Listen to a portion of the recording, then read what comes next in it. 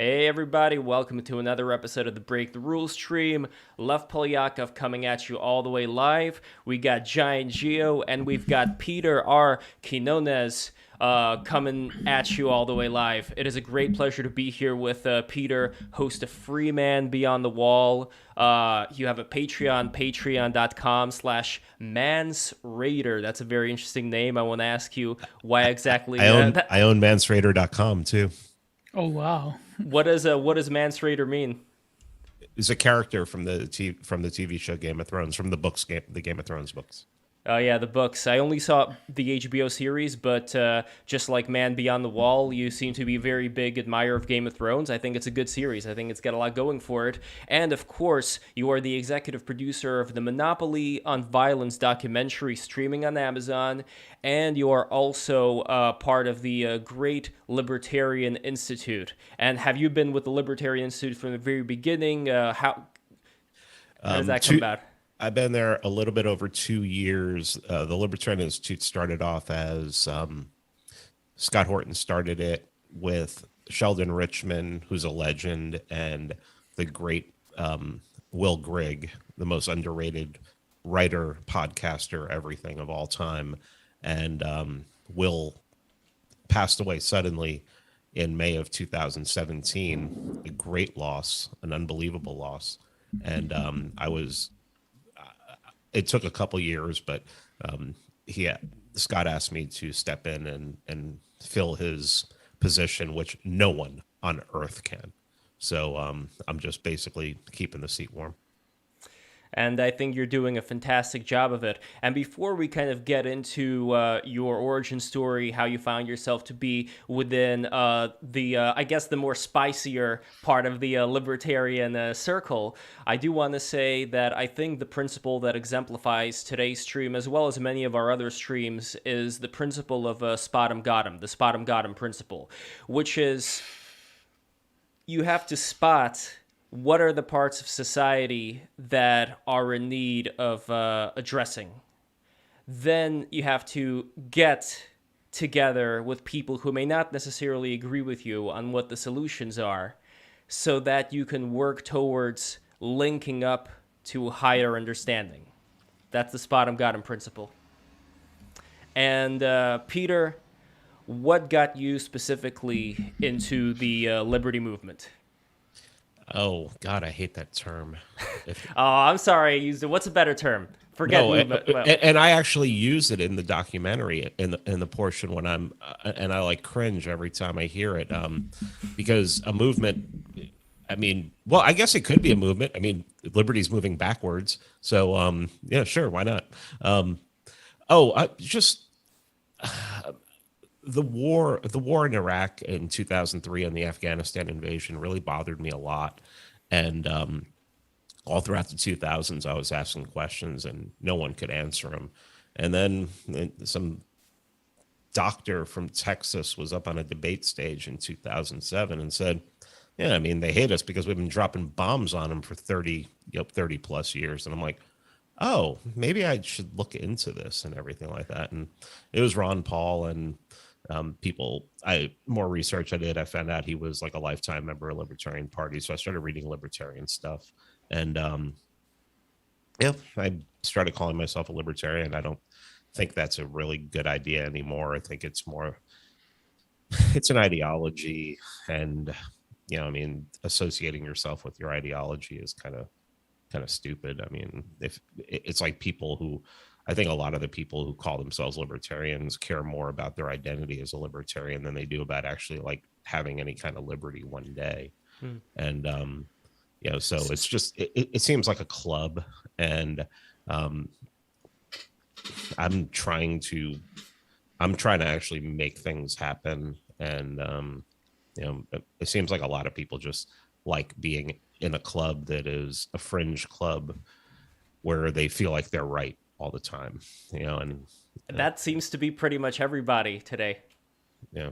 Well, I mean, yeah, even the left, everybody. I mean, the libertarians don't really understand how close they are with communists when it comes to things like that. Yeah.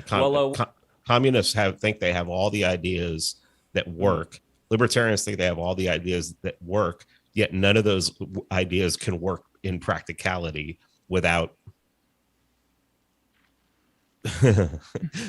without doing things that most people don't want to do.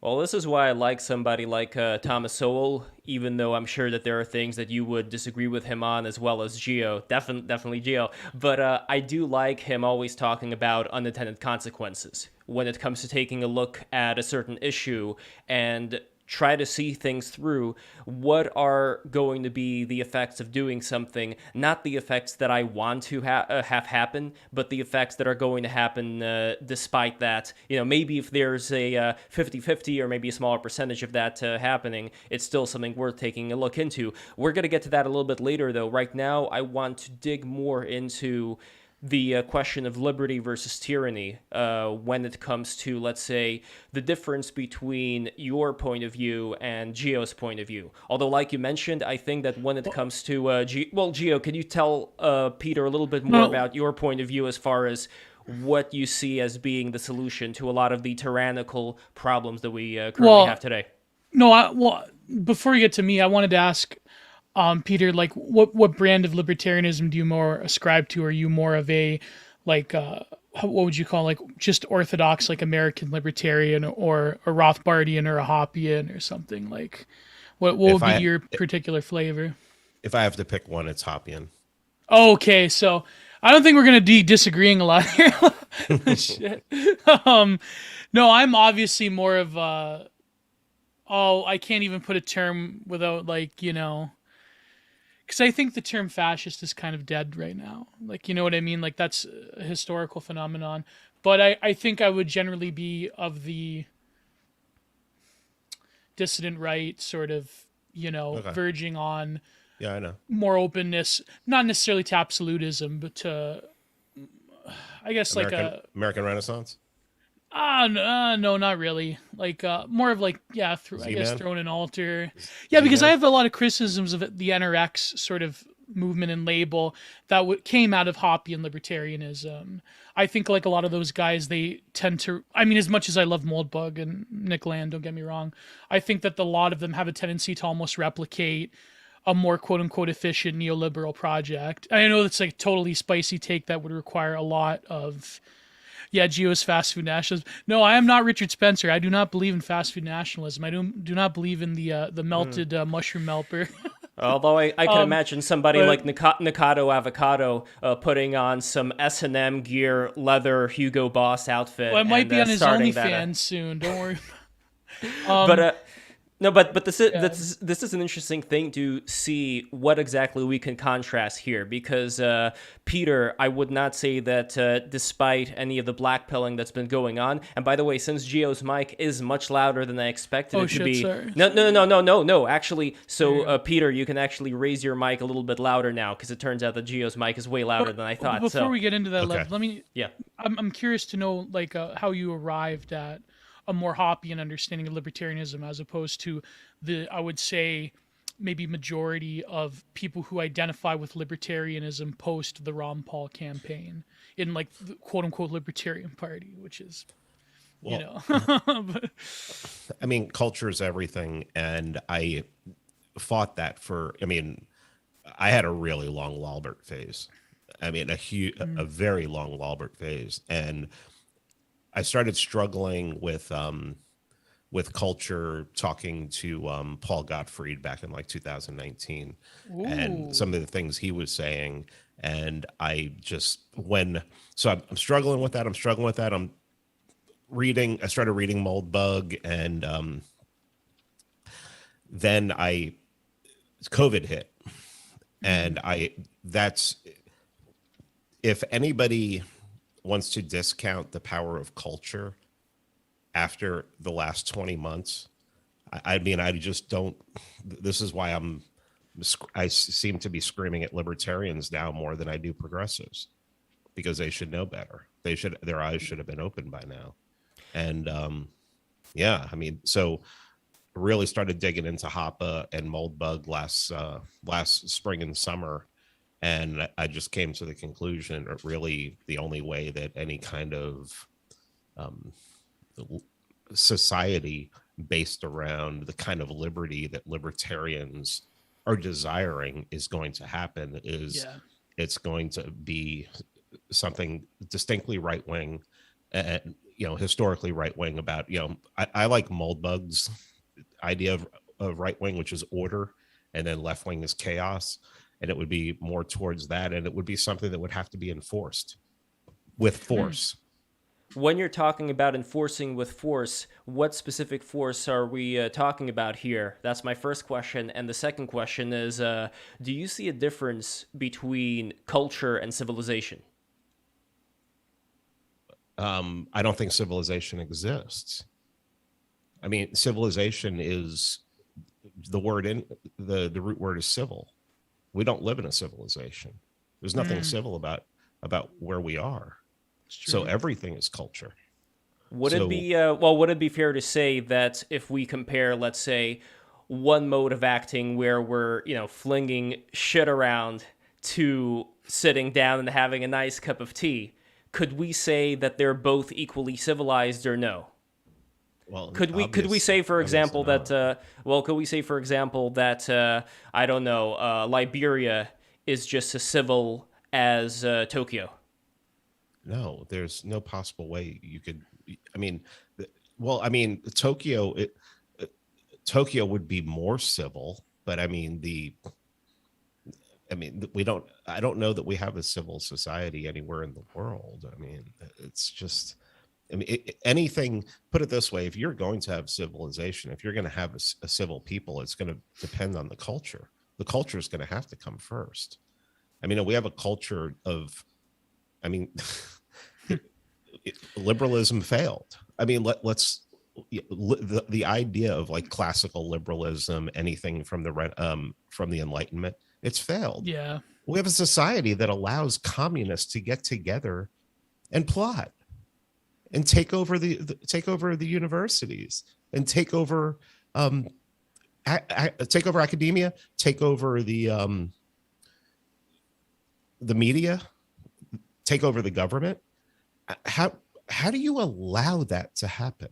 If freedom, if liberty is your number one goal, how do you allow that to happen? How do you allow communists to exist in your society?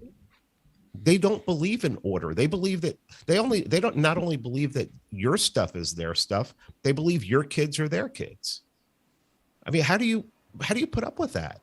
And then you it would be imposing upon them. No, their whole, if you're enforcing with force people's right to live freely, sure, but certain cultures destroy that. We see that. Look at the West now. It's all Woodrow Wilson's fault. Well, I guess it's also when you're talking about culture. Let's say if you go somewhere in Japan and then you go somewhere in, I don't know.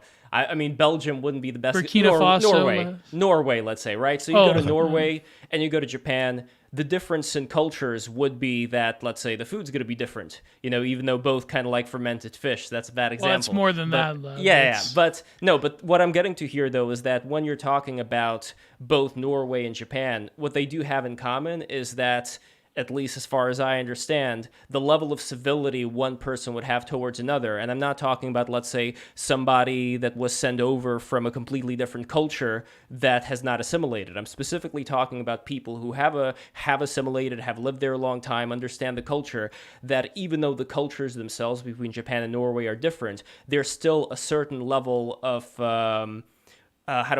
dignity. There's a certain level of how one person treats another, which is why, at least there, I would differentiate culture versus civilization, not to say that anything is by any means perfect anywhere, but just to compare one thing to another. Because I know that the chat already knows this ad nauseum. Peter, you probably do not know this.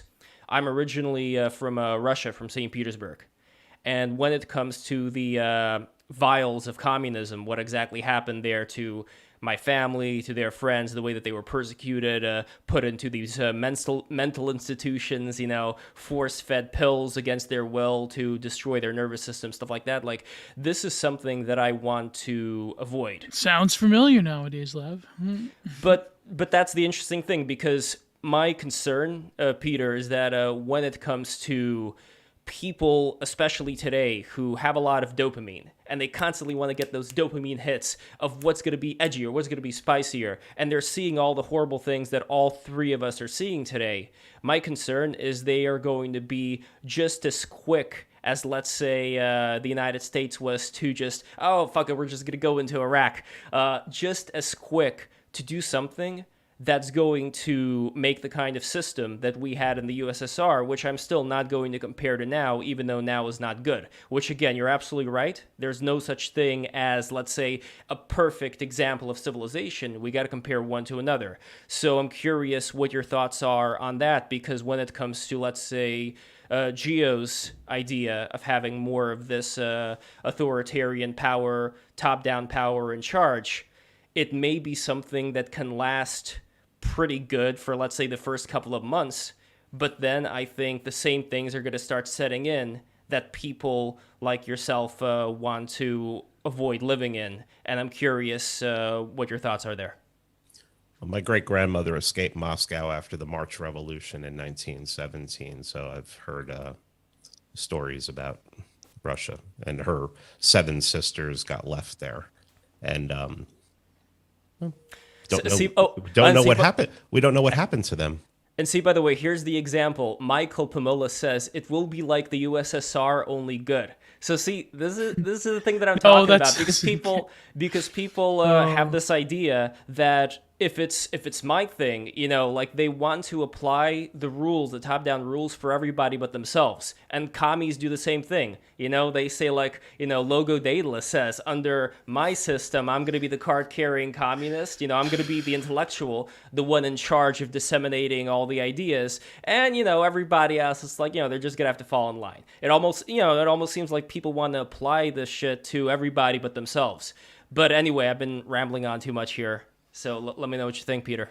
Well, that just sounds like what the communists say when, like there's a morality problem with people having leadership roles. And the communists say there's a morality problem with capitalism, that capitalism is immoral. And libertarians and a lot of people who lean liberty say that, leadership or having any kind of power is immoral. And those aren't moral problems, they're engineering problems. It's how you put them together. It's how it's carried out. If you really honestly believe that you're like having a free society where people can come and can teach communism, practice communism, and have a way to gain power and implement those rules, then you know what it's going to eventually lead to. It's going to lead to what we have now. Absolutely, which is why I think it's good that we're able to get into this and actually see in a more detailed way with this conversation where you would draw the line when it comes to, let's say, the kind of system that the founding fathers intended, and what in today's technologically advanced age would be a more practical application of something that would be able to preserve a great degree of, the kind of culture that we like, and not have a lot of these things occur that are occurring right now. Right. Well, the founding fathers created a system that was beneficial for them and basically left it open. So, there was also not a monolithic culture. There were cultural differences back then, but there were areas of the country that had monolithic culture, especially in the South. Virginia had a very good culture, and that's why I think the Articles of Confederation was so good, is because the states could dictate what they wanted to do, and they didn't have to answer to a national body, and the Constitution just completely destroyed all of that. I don't think, but then again, it was all based upon the Enlightenment and Enlightenment thinking. And what did the Enlightenment give us? It took God out of the equation. Now we're God. Now I don't need God. I have reason. Well, I mean, yeah, that's great and everything, but I mean, put it this way: I judge people generally by their opinion on the 20th century. Do they think the 20th century was a net positive for humanity, or do they think it was a net negative for humanity? The First World War, I mean, this has been coming for a while, but the First World War basically destroyed one of, I think its intentions was to destroy monarchy in the West. Yes. And it destroyed it, basically any monarchy that was left was parliamentary and was not a one man, one family kind of monarchy. And what followed? What followed out of that? Millenarianism. A century of unbelievable death, of 2 world wars. I mean, another, the United States getting into a war here, a war there. Mao's starvations, the USSR, their experiment with communism and socialism. I mean, everything. I mean, it was what probably close to 1 billion people were killed by their own governments in 1 century. That's very horrible. That's insane. It's insane. And we never had. I mean, that's more than like how many previous centuries combined. Yeah. No, sure, it's absolutely detestable. But let's rewind things a little bit back. So we were talking about Russia. Let's talk about imperialist Russia back in the day. Back in the dizzy, as the kids say. So there you have an example of, thank you. There you have an example of kind of society that's very stratified, where you have, for example, even though the serfs were free, you have somebody who was the son of a serf who could only get a certain position in engineering, let's say, and they could never, no matter how good they are, they could never ascend beyond that particular position. That was the rule. That was the tradition, let's say. It was very stratified. I would argue that something like that, which had no, unless, again, you're going with the whole Julius Evola metaphysical René Guignon thing, unless you're going with that, then I don't see much of a reason to artificially say that because you were born of this certain caste, we are going to prevent you from ascending up the ladder. You are not of us, thus it doesn't matter how good you are, you're not going to be able to get up the ladder. So I think that's one of the things that caused, even though you also have the intellectuals coming in and making things pretty bad, I think that frustration of not having, and I think the key word here is dignity, not having dignity to say, I am somebody who is capable of doing something just as good as this other person, yet there are these artificial barriers that prevent me from doing that. I would argue that something like that rose up the fire that ended up engulfing Russia and turning it into a communist dictatorship over time. Well, and the reason why I bring that up, though... It was financed by capitalists in Germany. I mean, it was all financed by the West. It was also opportunity because of the lack of industrialization. Yeah, but when you're talking about that, I don't think you're giving as much credence to the point that I'm bringing up. So no, Lev, let me set you straight. Hold on, but you could maybe say, hold on. You could maybe say that yes, it was financed by the West. It was all planned out.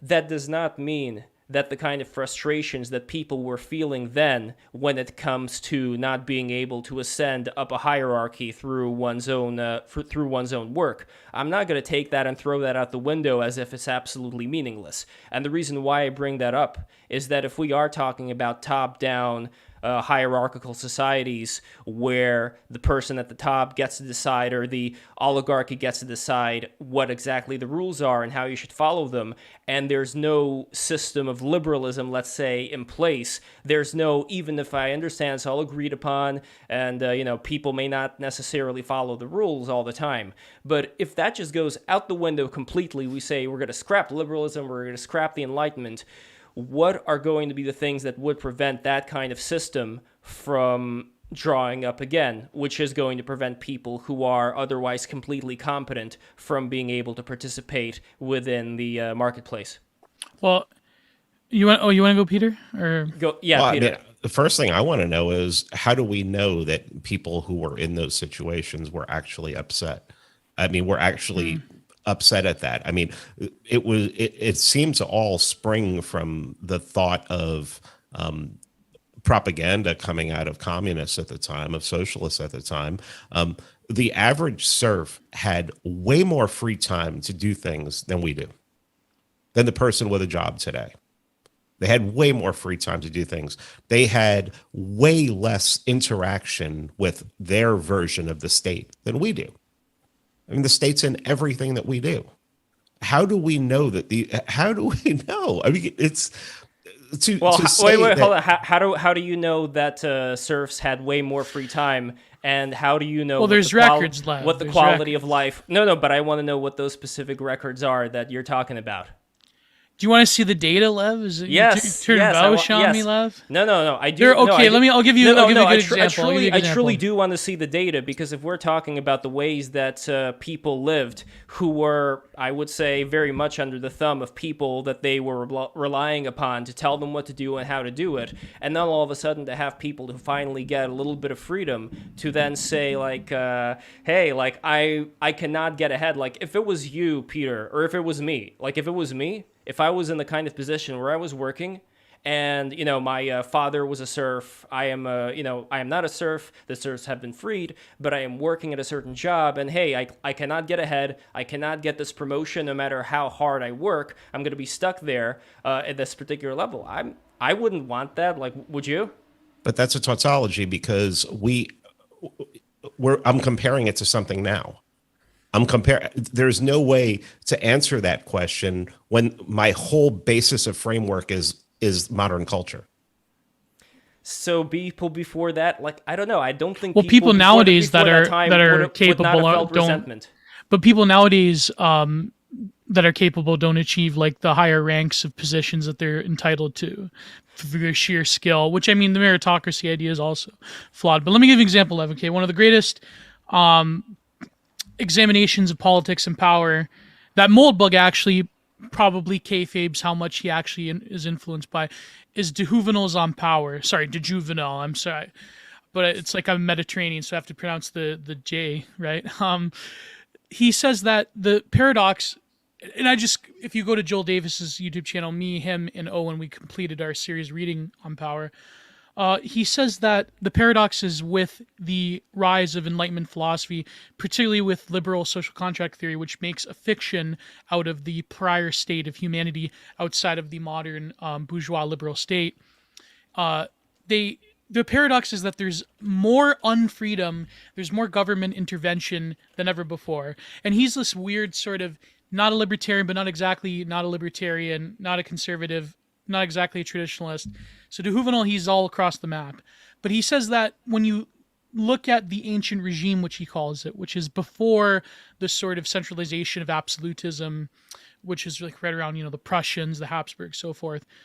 He says that when it comes to serfdom, there was a variety of folkways and customs that governed relations between peoples and groups of peoples, and power was much more actually decentralized in the age of kingdoms, because there was all sorts of intermediaries within the aristocracy where serfs could mediate their different concerns.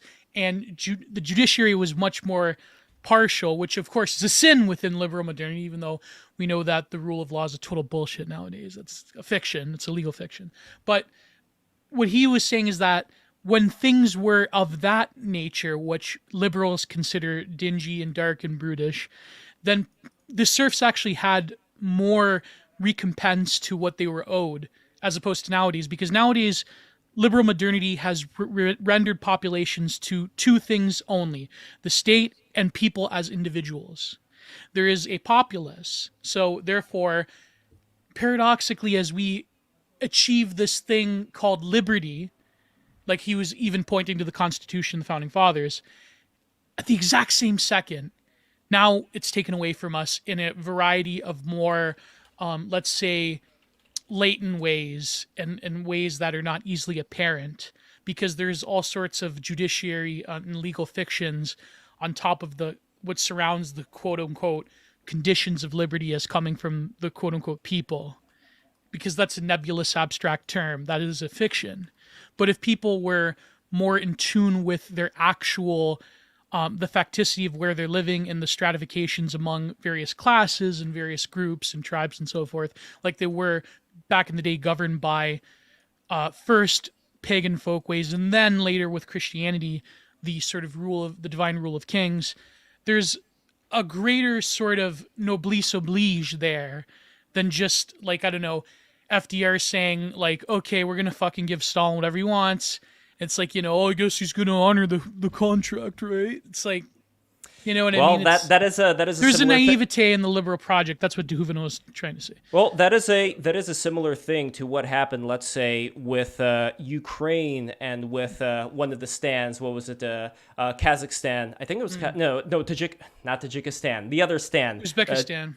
No, the other stand. But anyway, it was what happened to one. Yeah, I think it actually may have been Kazakhstan now that I think about it. Kazakhstan and Ukraine, when it came to after the Cold War, they gave up their nuclear arsenal to Russia because they had a deal on a piece of paper that said that, well, we're not going to aggress against you. And that was good enough for them.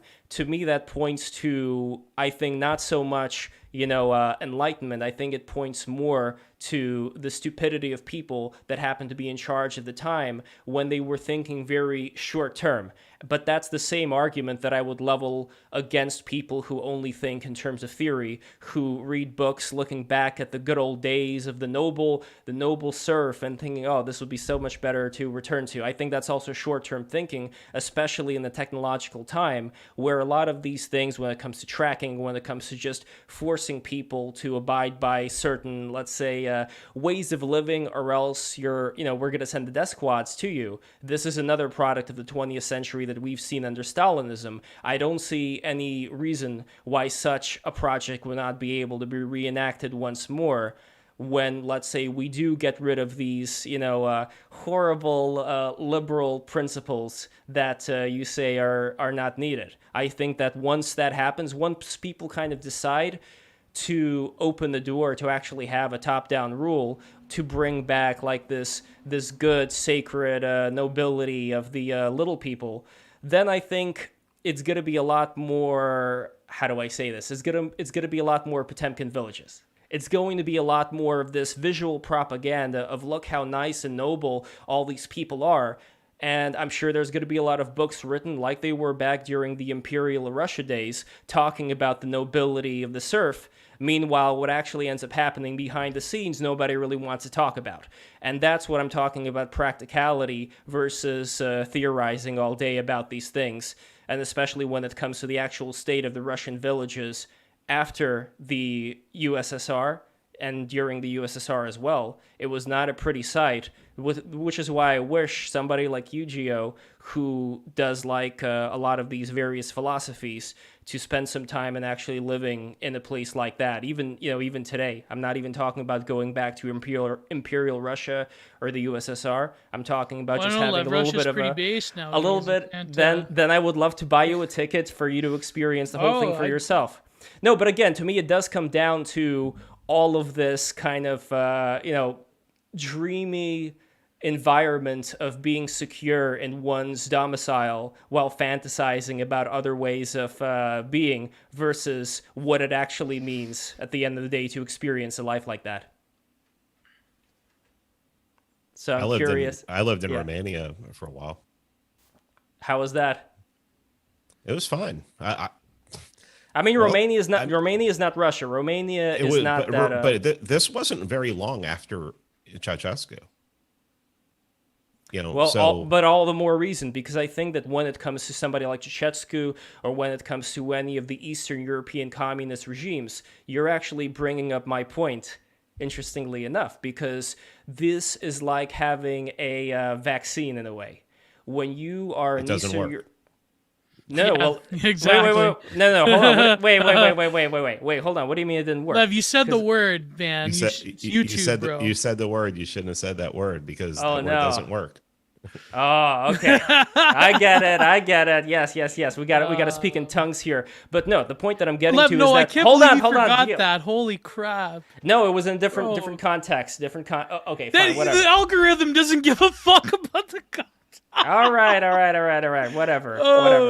Whatever. Anyway, when it comes to getting the ouchie, when it comes to Eastern European powers getting their ouchies, getting their Fauci ouchies, and experiencing what it's like to live under communism, I think that does something to you, which results in, let's say, a country like Poland today, which I think has learned to, be well balanced between tyranny and liberty. So maybe something like Poland would be something because any communism gets put down, any National Socialism gets put down. Homosexuality is not encouraged to be in public. I mean, they're doing something there that, I mean, I don't know. I know people who go to Poland all the time. They really enjoy it, and they say there's the amount of crime there is just basically nil. They're also, homogenous. I mean, like I've talked many times about going to Iceland. I mean, Iceland is probably the most homogenous place on the planet. I mean, they have a dating app to find out if you're related to the person you possibly want to date, because that's how homogenous it is. I was there for 10 days. I never saw a police officer. They had like 2 murders in like 2 years, and they were both by people who were visiting. And like the cops have killed 1 person in the last like 12 years there, and they all went to the funeral. And the person who killed the cop who killed the person like had to retire because they couldn't handle it. But that is a good example that you're bringing up right now, because I am, let's say, leaning much more into a system like Poland versus a system like Russia, for example. And there is definitely a difference between the two. So that's why I'm saying we can try to see what are certain things that, let's say, we are so used to experiencing here in the United States that can be done differently.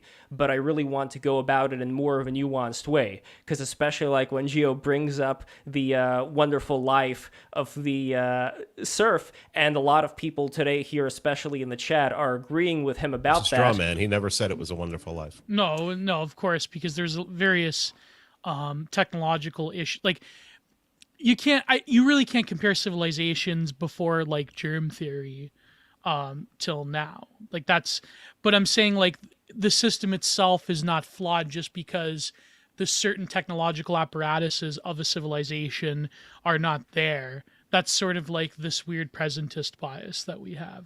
But I don't know, like if you compare Poland to now, like America, like God, like apparently according to like, I don't know, when Tucker did that thing with Orban, if you talk to anyone like at CNN, apparently Hungary and Poland, they're like terrible, evil, fascistic ethno-states that I don't know, maybe they hang it's like Iran, they probably hang certain people in public of a certain proclivities.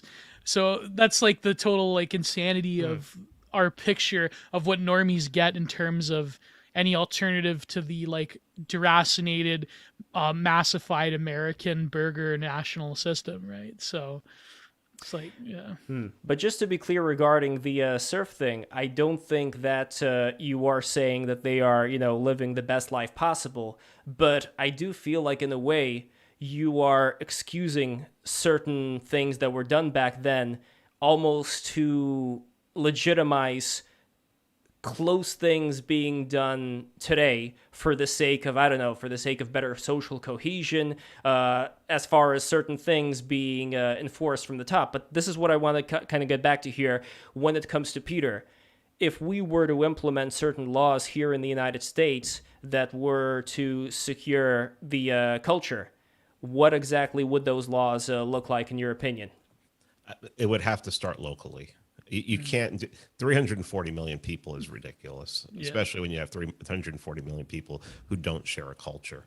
It has to be smaller. I mean, whenever anybody talks about, oh, look at this place, they have more liberty, they're doing better, always pointing to some place has a much smaller population. And if you want to look at places that are doing really bad, you know, look at like India or something like that. China. The reason Japan can get away with it is Japan has an amazing culture that holds everything together. Yeah, I mean, Ryan Dawson has lived in Japan since I think 2004. He talked about leaving his iPad at the train station and going back and getting it. You know, Oh, he lives later. in Japan? I didn't know that. Yeah. Oh, shit. Well, I agree. I mean, there is definitely a high trust society when it comes to people who can't understand each other. But then comes the next question of if we have somebody, let's say, who migrated. I mean, look, even take myself, for example. I am a Russian Jew. My mom's side is Jewish and my dad's side is Russian, Ukrainian, you know, through those parts.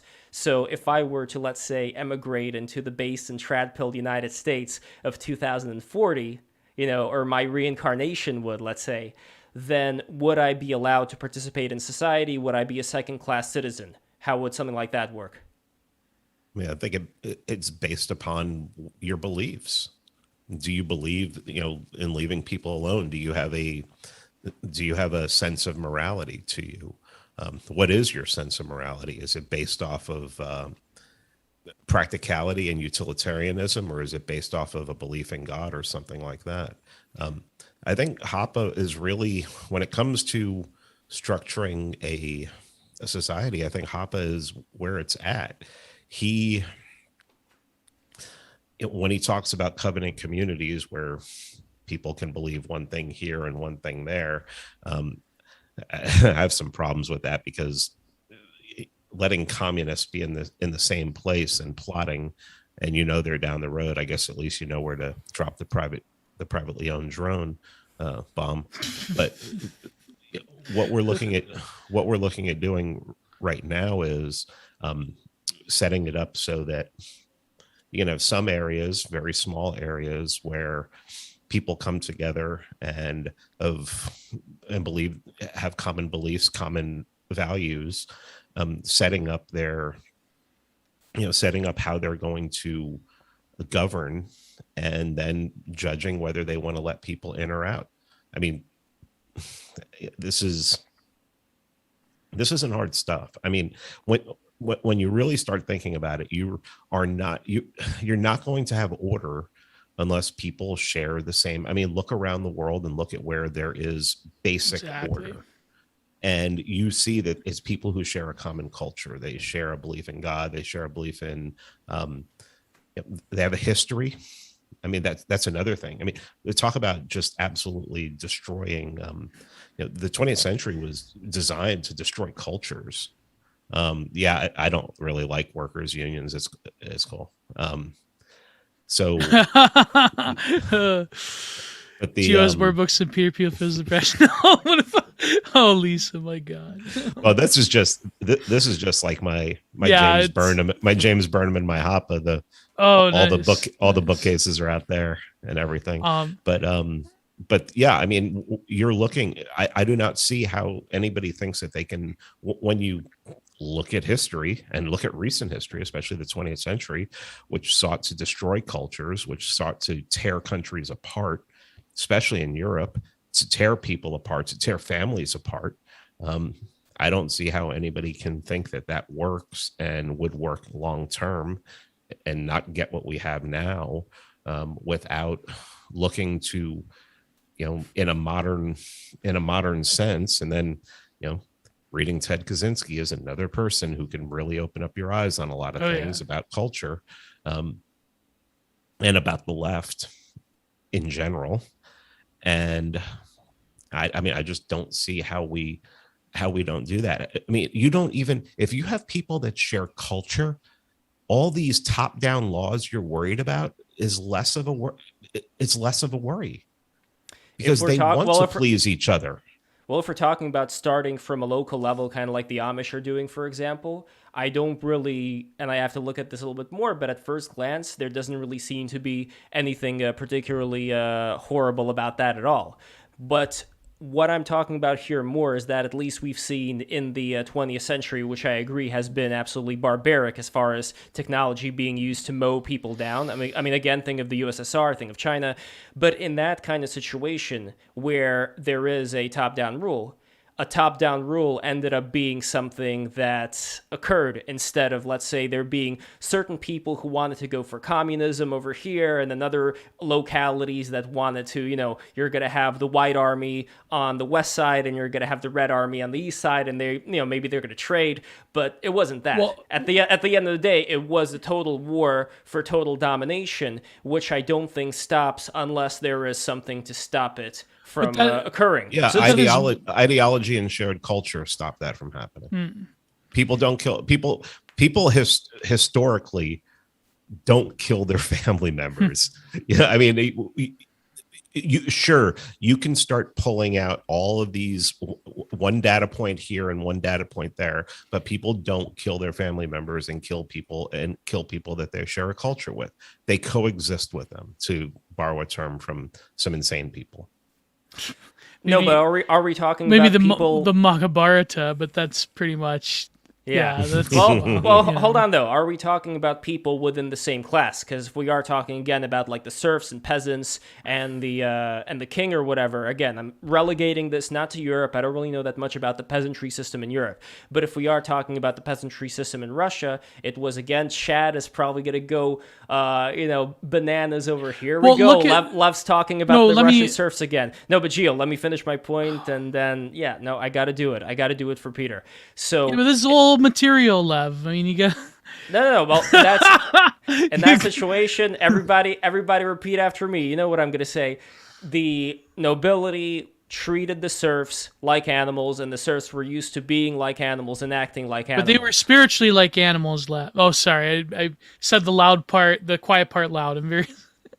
See, and I'm not that big of a fan of that, because in my view that diminishes what a human being is. I think a human being should be taught to be more than just some grunting figure that should and could are two very different things. Yeah. I mean, honestly, I mean, sure, but could. Well, here, I'll give you an example of how you can do it. Okay. All right. So you read up about the missionaries that went down to Ecuador in the 1950s to I can't remember the missionary's name right now, but he went down there and they had like dropped all these leaflets, dropped pictures of them to this there was this Ecuadorian tribe that was just absolutely, I mean, barbaric. They were still cannibals and everything, and they wanted to bring the gospel to them. So they did everything they could to try and do it. They went in there, they got slaughtered. Okay. 10 years later, the main guy who went in there, his wife, wrote a book about how 10 years later she was in that village, sitting there having a meal with the guy who killed her husband. How did in 10 years they take them from being barbaric cannibals to people who could sit down and have a meal with? How? Jesus Christ. There you go. The gospel. Now, I will contrast that with another success story, which maybe involved Christianity to a certain extent, but at the same time, a lot of Japanese people are still Buddhists, they're still Shintoists. There you have a society where, at least if we're talking about their war culture, during World War II, a lot of the troops, from what I understood, they just shot any Japanese person they saw on sight, because they knew that if they got in close, even if somebody happens to be injured or, they're not going to be taking prisoners of war with the Japanese, because they are just going to kill no matter what. And they just have a very different mentality during wartime when it came to that scenario. Look at Japan today. Very different. They still retain certain parts of their culture when it comes to cuisine, when it comes to architecture, when it comes to, just look at anime, completely different from any of the animation that exists otherwise. So, yeah, no, it is Gio. I mean, you like anime now too, right? But anyway. I watched a few. Like, I'm watching JoJo right now. That's pretty much. Good, excellent. Yeah. No, but the point that I'm getting to is that here you have an example of a people who were able to be, and again, civilized, I think is the right word here. They were able to get a lot more civilized than they were before. And when I take a look at that example, then I don't see anything that would stop, let's say, more people, just like the Russians, from getting to that higher state. I don't think that's a bad thing. I don't think it's something Well, that we no, should, this is why Mishima is right, because the war destroyed the nobility in Japan. They destroyed all of the warrior caste, the Kshatriyas. I know. Can I interrupt for a second? Because I think this is an ahead. important comment from John Ludwig, and he says, "And now that tribe has completely lost their identity." Yeah. I don't disagree with you at all. I'm just saying what makes change. I mean, if you are, Lev is talking about, that everyone. I don't believe that liberty is universal. I don't believe that most people on this planet desire liberty. They want to be told what to do. I just want to be the ones to tell them what to do. Well, it's true. I mean, that is the ultimate sort of like Kantian perpetual peace. The whole world we can all as individuals give each other the moral law. It's like that's, But what was I going to say? Because Lev, you derailed me a little bit. When it comes to the nature of like civilization itself, let me think for a minute. It's complicated when you talk about these more ancient systems of class and of, well, caste, class, race, so forth. Nowadays, when you look at, like Peter, you were mentioning like the commies and all that, and I certainly am a big critic of like capitalism, but I think like when you heard of what Noam, our favorite intellectual Noam Chomsky said recently, right? Yeah, Did you watch that? He's bonkers. insane. Yeah, but then you have someone like Vaush, who is allowed on YouTube, by the way, to do this, to talk about people who have not received the sacrament. That's what I call it. Saying that maybe you should put them on an island and starve. Lev, you know about Nizinsky Island, right? Stalin's Nizinsky Island. Rings a bell. I haven't. It's where he sent those like thousands of prisoners without any food or water or anything, and they had to like resort to cannibalism and like frigid conditions in Siberia in this like dingy island, and they actually like raped and murdered the local population there, and like because the guards would shoot them if they were trying to go. So basically, this is what he actually said. This, you can look this up. Vaush basically said that for people who didn't take the sacrament, it's our social obligation to place them on an island without food or water and like replicate Stalin's Death Island. That's and he's allowed on YouTube. But meanwhile, if we were to say the name of certain medications on YouTube, we would probably get clipped, right, by Sweet Susan. Sometimes Sweet Susan. Sometimes Sweet Susan. No, but like even Chomsky, like that is, the whole like nonsense about anarcho-syndicalism. I mean, that just is thrown out the window. Right? He's just a bit of a Chomsky hunk.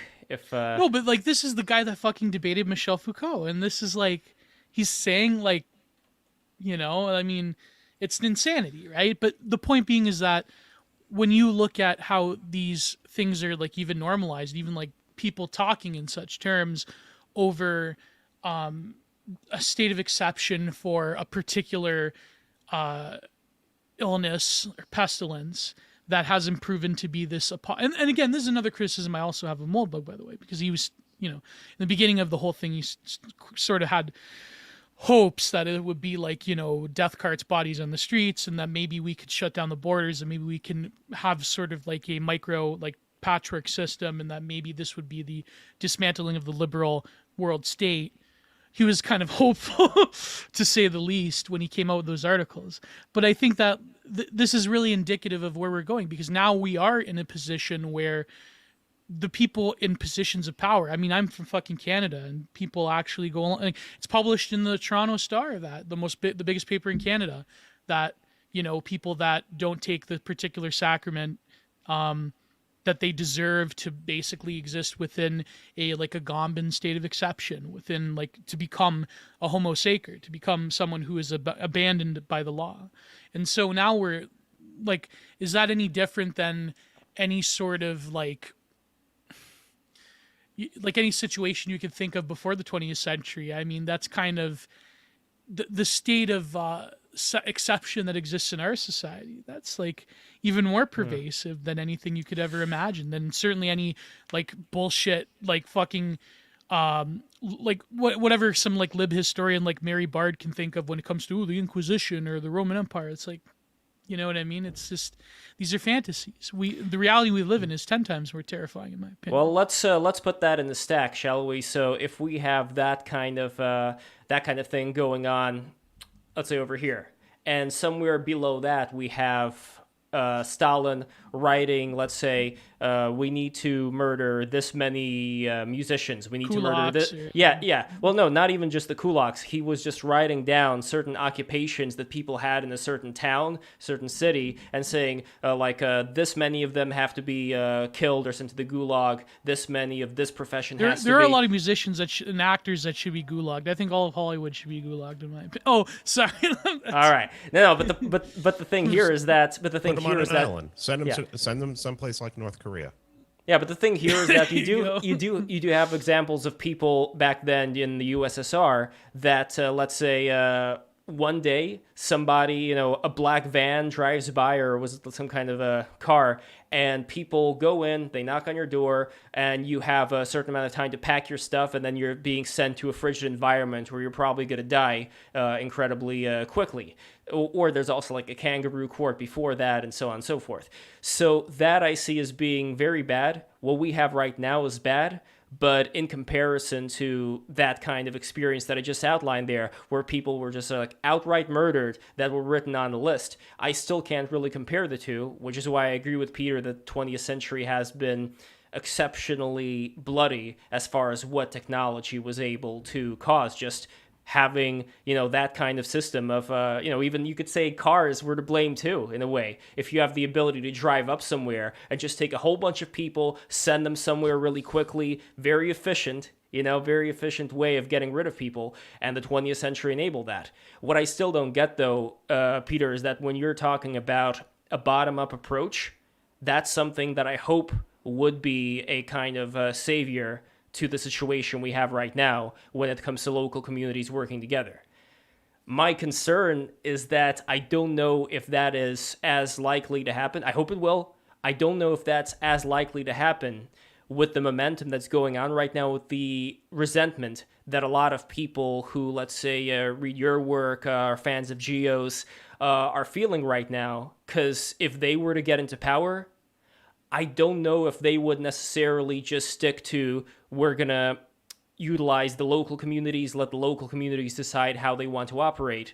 What would there be in a non-liberal framework that would prevent there from being like another Stalin? Formalism, knowing who's in charge, knowing who's making the decision, knowing who to point the gun at when things are going bad. People had the opportunity to point the gun at Stalin multiple times. That was not a system. That system turned out to be a little more decentralized than a formal system. I mean, there was decentralization. It was also a gigantic country. How was it decentralized? Well, because if somebody would have pointed the gun at Stalin, somebody else would have stepped in. I mean, a bunch of people could have stepped in. Here, I'll give you an example. When Stalin was on his Lenin deathbed, died, when Lenin died, who was already plotting to take over? It wasn't just Stalin. It was a cadre of people. I think Trotsky would have been worse in my opinion. But I'm specifically... because Trotsky was a universalist. I mean, but I'm specifically talking about the effect that... Trotsky is why we have neoconservatism, and Trotsky is basically a liberal. Trotsky wanted communism for the whole world. He thought everybody in the world deserves communism. Yeah. It's just as bad as a libertarian saying everyone in the world deserves liberty. Not everybody in the world deserves liberty. Or neocons, everyone in the world. They wouldn't world know what to do with it. Oh, and by the way, everyone Peter, in the world deserves internet porn and there's something voting. There's something I do want to say about that, which I have said on BTR earlier, and I actually agree with you on that statement, believe it or not. But I do want to get back to the Stalin question, which is, if we're specifically talking about Stalin, the Stalin effect, as I see it, was that when Stalin was on his deathbed, there were people outside of the room. Nobody dared go in. None of those fucking people dared going in and, they could have just applied Day of the Pillow mode on Stalin, but they didn't. I think the reason why they didn't do it is because even then, on his deathbed, they were scared. They were so scared of Stalin because the way that it operated, they were just conditioned to know that any of them could go away at any moment. And I think that there is something to that. And I think that there is a quality, you could even see it today in the kind of modes that people adopt on Twitter, the kind of hashtags, the kind of pronouns. I think that certain things end up catching on, and especially in a technological society like we saw in the 20th century, even if the goal that you have in mind is to do local, and I agree that's great, I do see there being a need to make sure to prevent as much as possible the equivalent in a top-down manner from occurring. And I don't think enough. I think that because things have gotten so clown world-ish on the other side, there is just a tendency to shell oneself off from assuming something like that would even happen. It seems like there's not enough time. We got to act now. We got to do something. And I'm kind of here, my mission is to not to slow down doing things that would be helpful, but to reconsider certain situations that may end up with all the people who are, touting a lot of these old school virtues from being the ones that are going to be put up against the wall when the equivalent of what those virtues were would be enacted.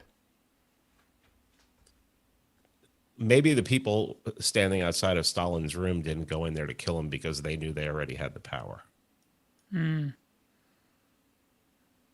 don't know. I doubt that. I mean, at that point, only one person ended up being in charge, which was Khrushchev. So it's not like all of them ended up having some shared power.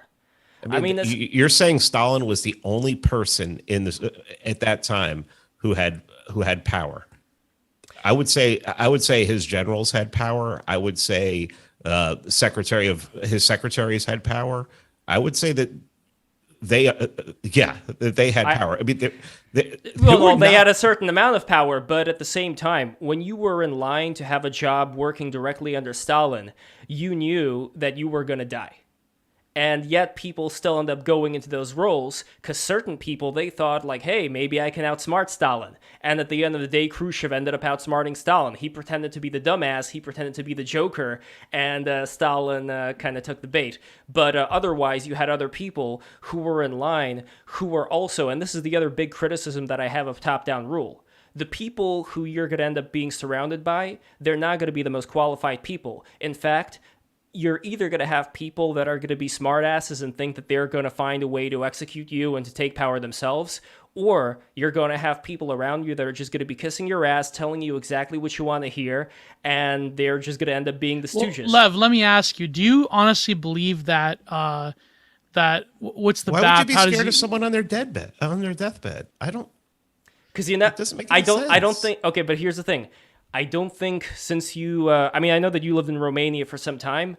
I think that this is a mentality thing, that it's almost like if you were part of the culture, if you were part of the culture that came afterwards that still had a link to whatever happened before, it's different than talking about it and not really understanding. But Lev, do you think that how does BAP call him, Baidong? Do you think Baidong has actual legitimate power in the United States of America? Wait, what is Baidong? Define it for me. Your fucking president. Oh, Uncle Joe. Yes. Uncle Joe. No. Do you think he has legitimate rule in the United States? No. Okay, so that just proves that when it comes to incompetent. Okay, do you think that? Okay, who's the Kamala Harris? Blah blah blah. The fucking who's the guy? Our favorite guest, Jessica Deloche works for. Mayor Pete. Do you think he's competent to run transportation? No.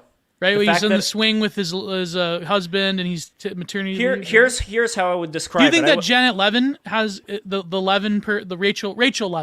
Rachel Levin, top tier general now, or no, health minister.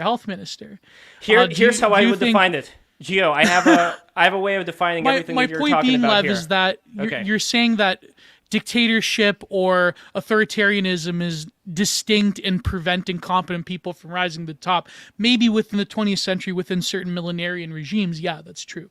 But we live in a millenarian regime ourselves. Don't get you wrong. We live in a pervasive totalitarian liberal system. But now you're being but Gio, now you're being like Logo, and you're basically saying that because things that we have right now suck, then we have to fucking Logo. No, I'm saying that. Okay, well, I wouldn't go so far as Logo, because China is also filled with incompetent people. But yeah, go ahead, Peter. Go ahead. If you want to talk about power, who has power? It's the Salzburgers have more power probably than anyone in the world. Yeah. I mean, that's who controls the power. Politicians are just doing. Politicians in the United States are basically been doing the Salzburgers' bidding for over 100 years now. That's right. So if we're talking about that kind of monetary power, I'll use the following analogy, which I also wanted to use with the statement that Gio just made right now, which is, let's say you have a house, and that house has a lot of termites in it. It has a lot of, muck everywhere, grime, slime, whatever. And you know that you got to clean this house up, and you're going to do everything possible to do so. I would describe, though, that the foundation of the house is kind of like those, very nasty, horrible liberal principles that we pretend to agree upon. And I think the whole pretending to agree upon thing is an important part of this too. Because you're right, like there isn't anything that necessarily, and I think, while I'm saying this, by the way, I do think that faith in God and having the idea that there is something higher than ourselves is absolutely fundamental to this whole entire thing. So I'm not taking any part of that away. What I am saying, though, is that the response to having this infestation of bugs within the house, I see right now as being this very quick, this very dopamine-fueled reaction of wanting to tear the entire house down. And thinking that whatever would exist in place of that particular house, would be a lot better off. But to the point that Peter was talking about earlier, when it comes to not everybody is, let's say, ready to have the kind of responsibility that comes with a high-trust society, this is why I do think that certain places in the world, maybe it does make sense for certain places to have a strong, iron-fisted dictator, if those are the kind of places where men are going to go around and have their way with women who are not covered up, to their, to their eyes. Based.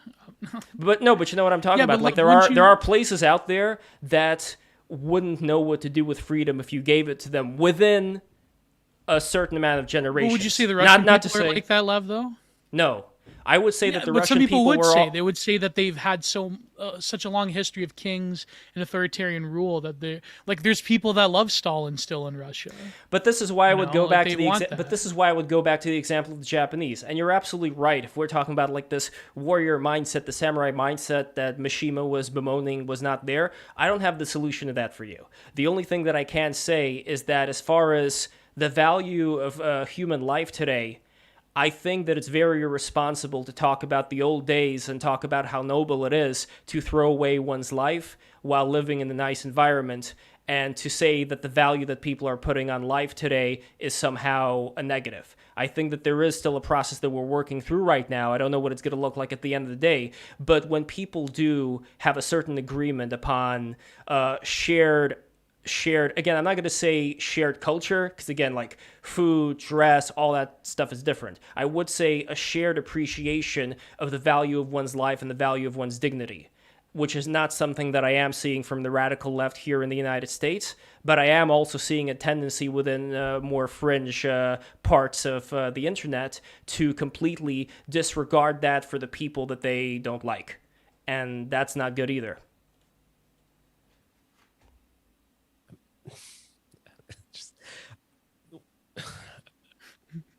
Have you been in the United States for the last 20 months? It's not good.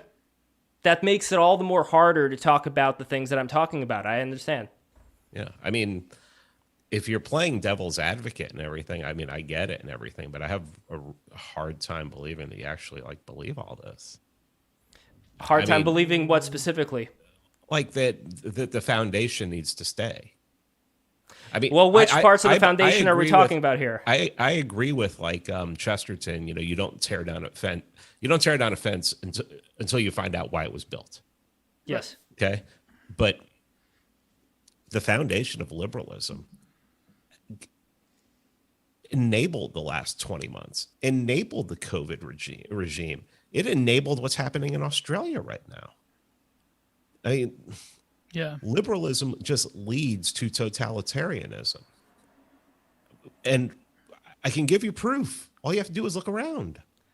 All right. Well, let's say I then. have Okay, I have a wait. great Hold on. book for you. Hold on. Before the book recommendation, one question. This is Giorgio Agamben's latest. Okay, here Where we go. are they now? He explains why the liberal regime has descended into biosecurity, total madness, state of exception, right here. And he was crucified. They loved him. The lefties loved him during the Bush administration when he was going after them for Gitmo and all that. Now they hate him. He's terrible. He's the devil.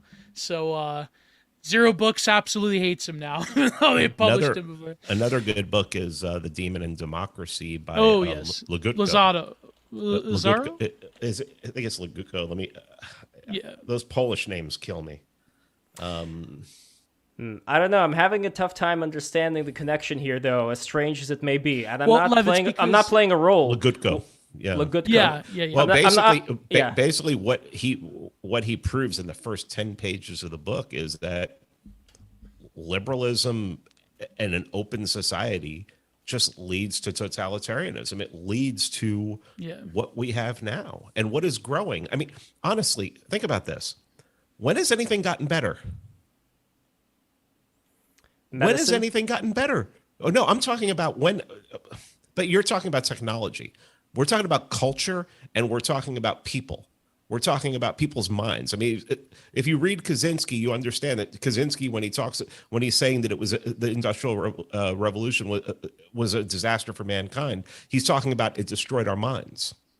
Yeah. And that we're how is liberalism? How do we allow liberalism to stay? Why do we? I just don't know what the minds were like of the people that you are referencing to and that Ted Kaczynski was referencing to. That's the big problem here, because we're talking about a lot of before what I was cut off and I was talking about Romania. I lived in Romania with some of the poorest people I've ever met in my life. Literally, the change I had in my pocket was more than they had. And they were happier and more content than most of the people I know in the United States.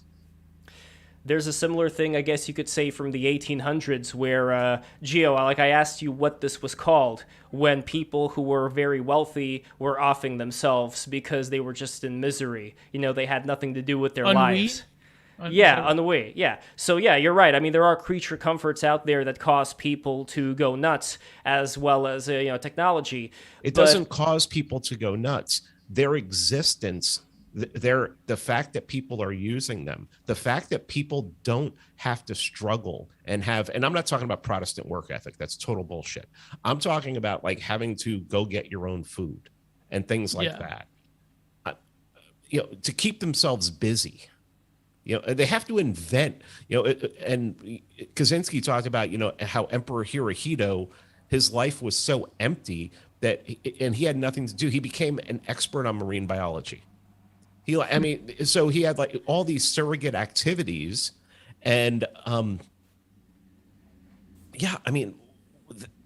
it has more to do with the fact that there's no purpose. Humanity has lost a sense of purpose. I agree. And that is a big problem. The serf waking up and having to go and till the fields to eat, it gave them some kind of purpose. We don't have a purpose now because all we have to do is drive down the road and get whatever we need. No, I agree that this is a big problem. You're not going to get any disagreements out of that from me. My only problem, though, is that when it comes to solving said problem, I think that the gun is jumped pretty quickly into, and I know you're not the one who's saying this because you are for more of a local approach, which I would agree would be a better one.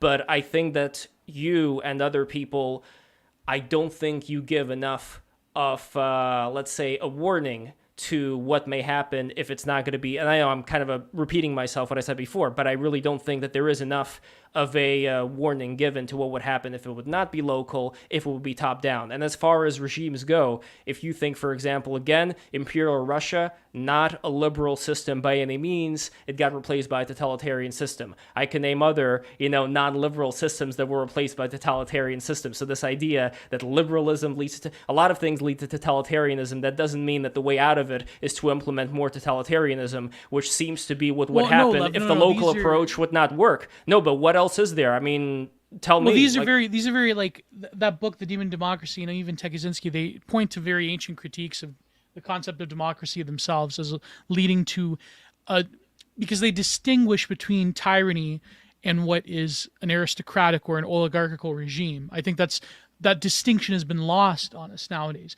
But getting to Kaczynski, I mean, he distinctly points out that the sort of myth that technology is neutral, it is not. It carries with it a certain, I mean, him and Mumford, they say that it carries with it certain discourses that ultimately change the cultural and even the psychological structure of mankind. I mean, even Socrates himself said, like, the written word and the discourse within language being codified, that destroyed a much older capacity for an oral tradition and memory. Like, this is what Kaczynski is saying. Of course, he's very radical in his implications. And like, I know I'm just fucking on Twitter the other day arguing against nuclear cells, people that believe nuclear power will bring us utopia. But I don't think it's necessarily a bad thing. The nuclear power depends on where you put it. Well, Lev, I mean, no, we're not going to get into it. Is saying that people think that nuclear power is going to take them to utopia straw man? I mean, has people actually said utopia? Well, no. I mean, they say that nuclear power is based in red pilled and that it's good. But I think the problem is that when you give, from my mind, it would just accelerate a lot of the problems we have. As opposed, it's more of the, I mean, of course, the dangers. I don't 100% trust nuclear power because it's like, I have a spiritual argument why, because it's trying to replicate the uncreated light, blah blah blah. But I was schizo posting a little bit before we get too much. Yeah. But it's pertaining to, it would only, to my mind, if we had a free and cheap source of energy, it would basically just accelerate a lot of the sort of decay that we're experiencing within more harder to enunciate aspects, not just the material aspects of how people live. Because people, even like libertarians back in the day, and I actually wanted to talk to you, Peter, specifically with libertarianism as like in America, but you even have them saying back in the day, like, well, if we have the 3D printers and the fucking nuclear power, and then maybe we can have, I don't know, in Somalia, they can have like bug cities and they could eat, like, I don't know.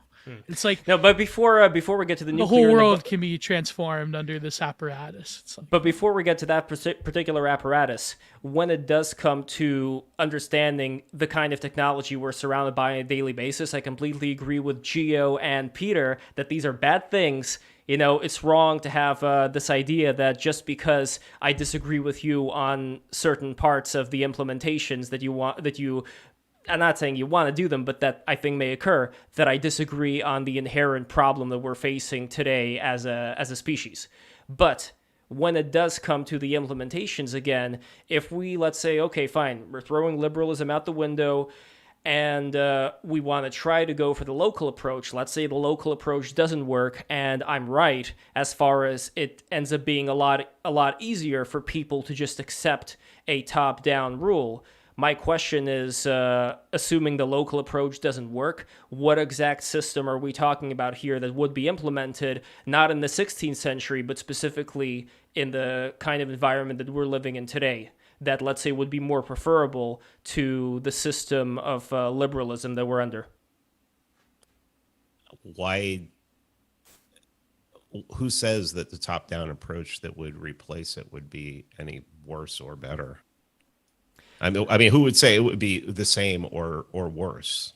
I mean, I just want it to be defined a little bit more, though, because if we're talking about these what ifs, then I want to specifically know what would the difference be in how things would be, how laws are carried out, what kind of laws would be the main ones, in this kind of system. Again, assuming we're not talking about local systems, assuming we're just talking about the local systems not working and this being the other way out of the current system. If we were to implement another system, the way America is structured now, the cultural, racial, and economic makeup of America now, that would be fucking disastrous. That would never work. It would take generations. It has to be voluntary. It has to be people coming together voluntarily who share ideals and share culture. And, I've always, I'm one of those people who is looking for like natural elites, what Hoppe calls natural elites. I mean, I would much rather trust like my neighbor who owns a business and has been successful their whole life to lead or do anything or make decisions. If I was going to give up all my decision making, I'd rather have someone like that than somebody who was elected by a popularity vote. I think anybody would want that. Sure, that's the hope, but I'm talking specifically about what may potentially happen here. Because if we, let's say, reject the bedrock of the system, which is, I think, being implemented really badly today. I'm not saying it's implemented well, but if we were to reject that, then what are the possibilities here? As far as what there's a possibility that, you could, the person who takes charge can kill everyone and just be alone, or they can enslave everyone and keep them as their slave, or they can give people, or they could give people their freedom back and say, here, as long as you're not hurting anyone else, kind of thing. Sure, but then the question is, do you personally want to roll those dice? Yeah. All considering things aren't getting better and they're getting worse, I'd rather roll the dice.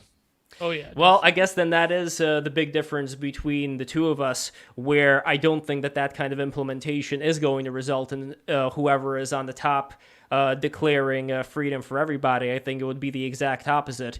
And as much as people bemoan the checks and balances, I know that there was an argument before, I think that was the Logo and Amy conversation, where Amy was bringing up these harsh laws that are being implemented when it comes to the age of the fetus, that can be aborted. In Texas. Yeah, in Texas. No. She was harsh as far as she was against abortion. So she was talking about how certain states abort very early on and how she was against that. And it's great that you brought up Texas, because what I should have said back then, which I don't think Texas was in the news at the time, but what I could have said back then was that you could go to Texas, or I could say you could go to DeSantis, Florida. There are still places that are pushing back against certain things that are being implemented right now, since these are states, these are not provinces. We're not living in Canada, yeah, Gio. But that has other problems as well, because it's the same problem with this national divorce thing. That I mean, there was this debate between Ramsey Paul and Scott Greer, and Scott Greer, I think he convinced me, because to say that we need, eventually I think there will probably be some form of balkanization. It's already happening.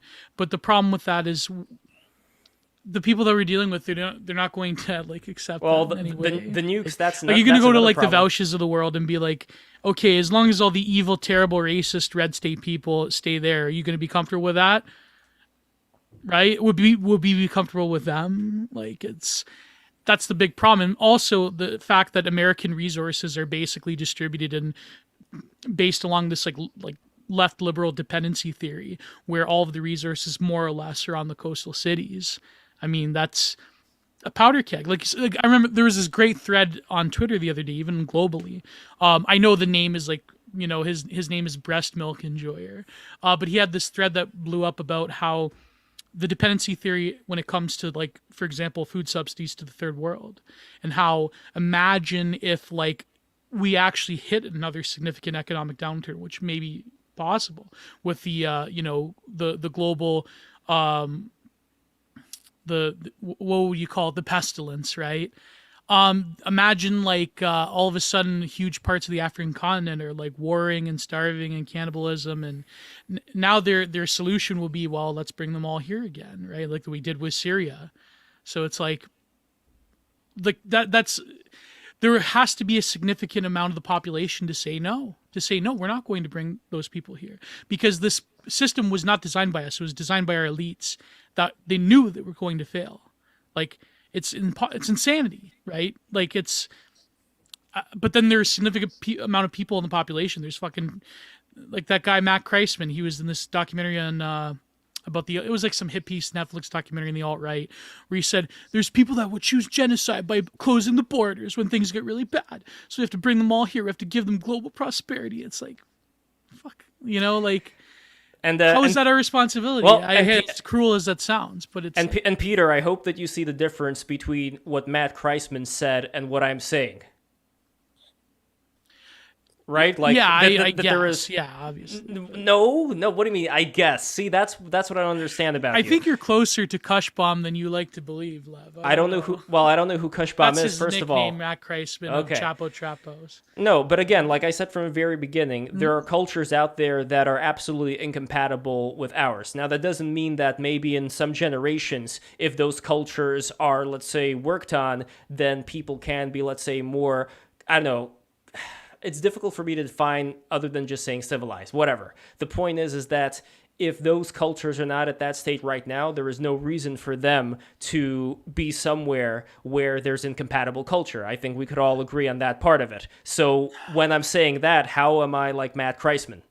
No, I'm just pointing out that the sort of the sort of impossibility of envisioning these things right in our current system, when the way that even just resources are distributed are so fundamentally flawed in such a deep level that it's like, if we were to change even one aspect of it, it would be a catastrophe. But anyway, sorry, I've been rambling. What do you make of what I'm saying, Peter? Well, I mean, the problem I have is with, it goes back to the whole thing about morality versus engineering. Believing that you can have the belief that there aren't people out there that can actually lead or even rule without being, dictators is the same thing as communists talking about how capitalism is immoral. The fact is that the system, democracy and liberalism, doesn't entice the kind of good person to step forward and jump into a system where they know they can't make a dent. I was on Tim Pool's show with a guy who's running for Senate out of Pennsylvania, and I told him clearly, I said, look, if you really want to make a difference, I mean, the GOP, the national GOP, is just controlled opposition for the regime.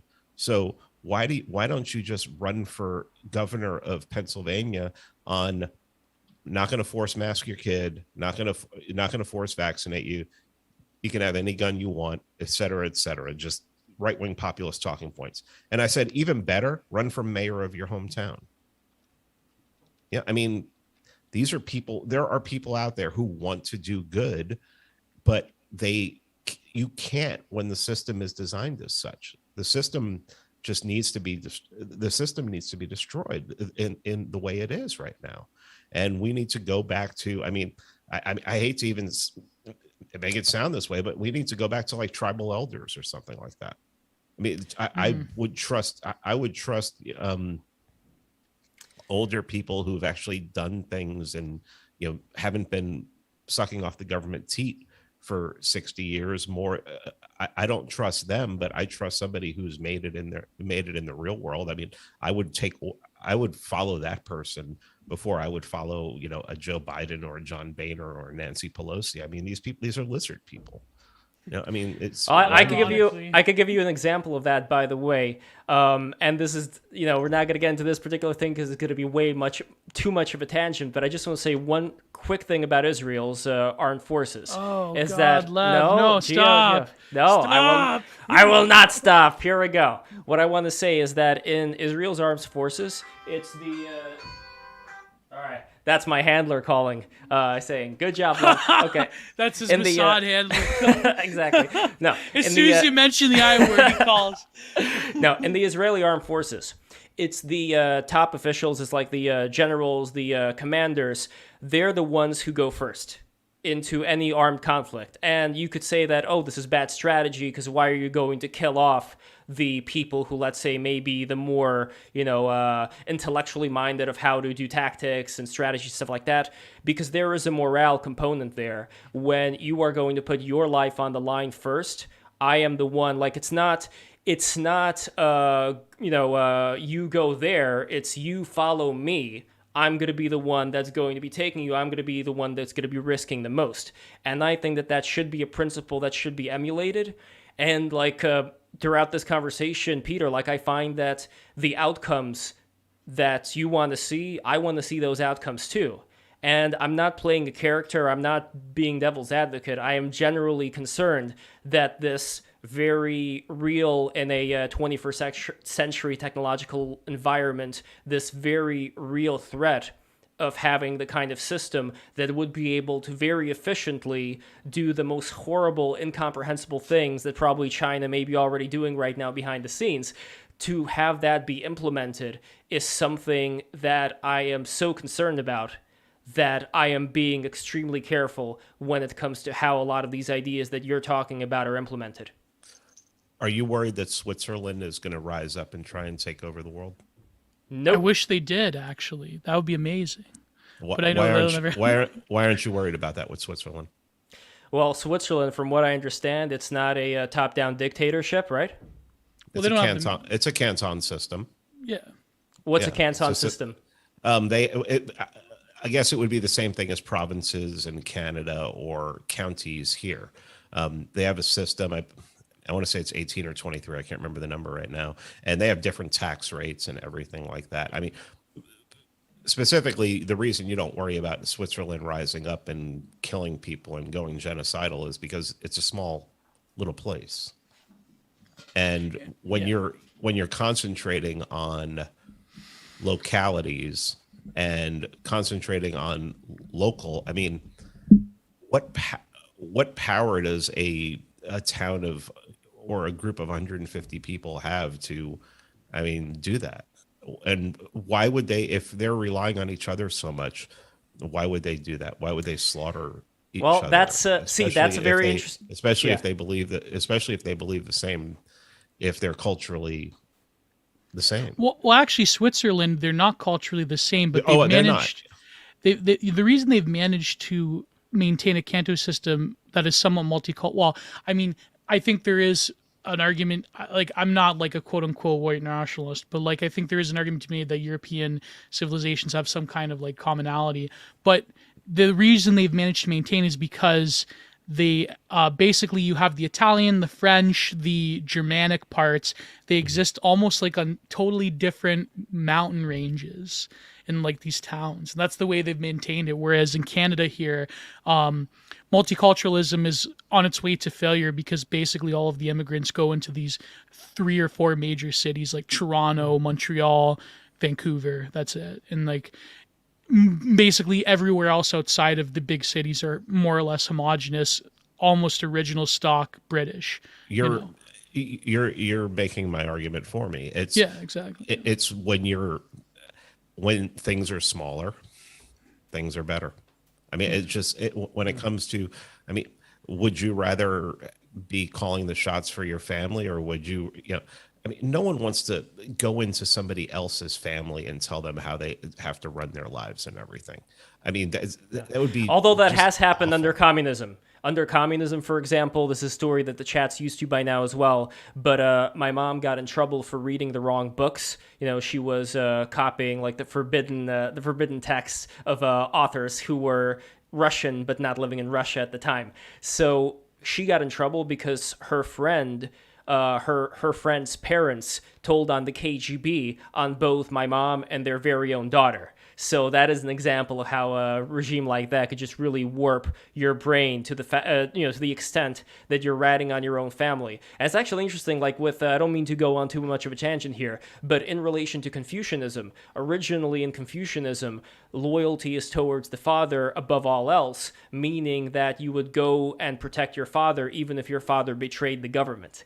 And that is very interesting to consider with China, thinking of itself as, being this very Confucianist state. But anyway, that's a bit of a tangent. What I'm really getting to here, though, is that if we are talking about the implementation of small states, it's almost like one of those things that, all right, every single place in the world, let's all become small states at once.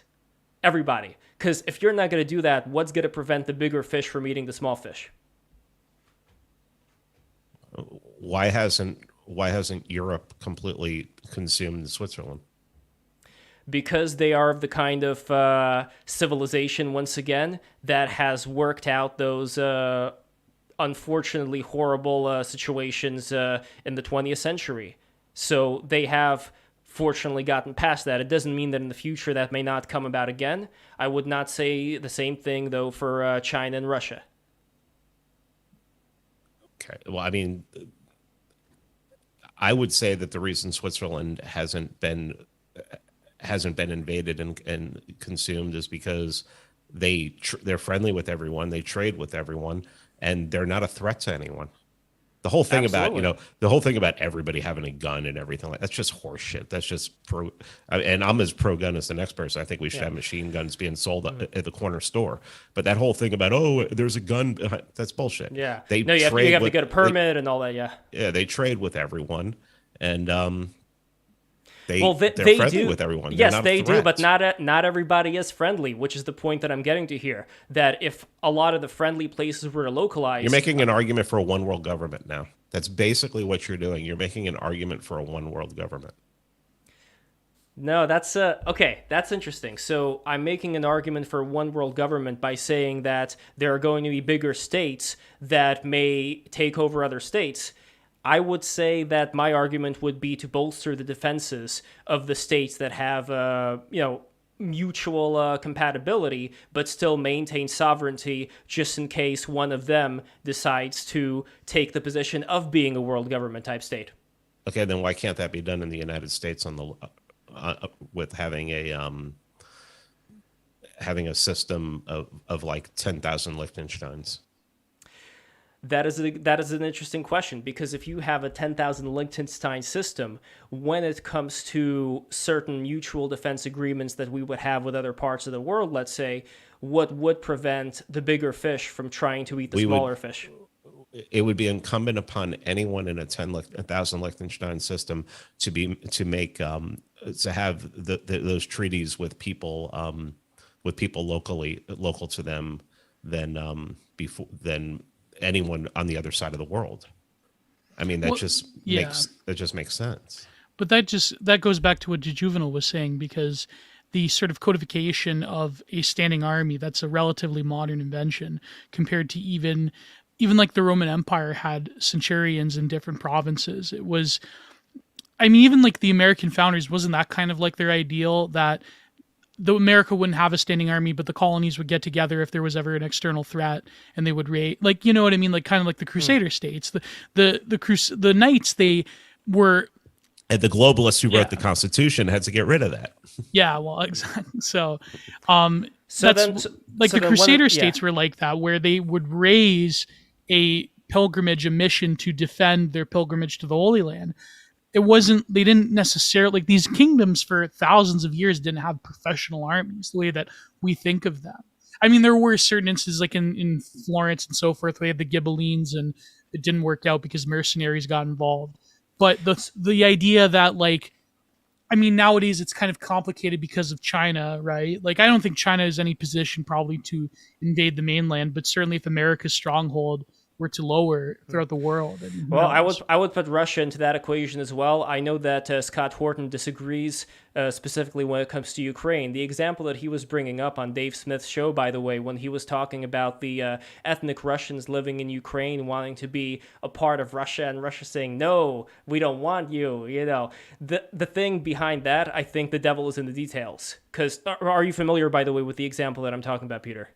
Yeah, Okay. I do a podcast with Yes, with exactly. Scott. Yeah. Exactly. But by the way, that was a great debate. Unfortunately, I couldn't make it in person. What happened recently? But anyway, when he's talking about that particular example of the ethnic Russians within the Ukraine, the problem there is that, well, not the problem. The situation there is that Russia gave certain parts of itself to Ukraine during the times of the USSR, and what it ended up achieving by doing that, even though you could say, well, Ukraine was part of the USSR anyway, what it ended up achieving that by officially giving those parts up is it implanted, you could say, a kind of cancer within Ukraine, where number one, they would always have a voting bloc that would be in favor of Russian interests within Ukraine. And number two, in general, there would be just like a lot more of a pushback for pro-Russia support within that region. So specifically, I'm talking about areas like Donbass, for example. So those areas, if Russia were to take them on, it would be like, it would be taking on people who now they'd have to be responsible for taking care of. More money has to go to those people to pay for, the retirement, all that fun stuff.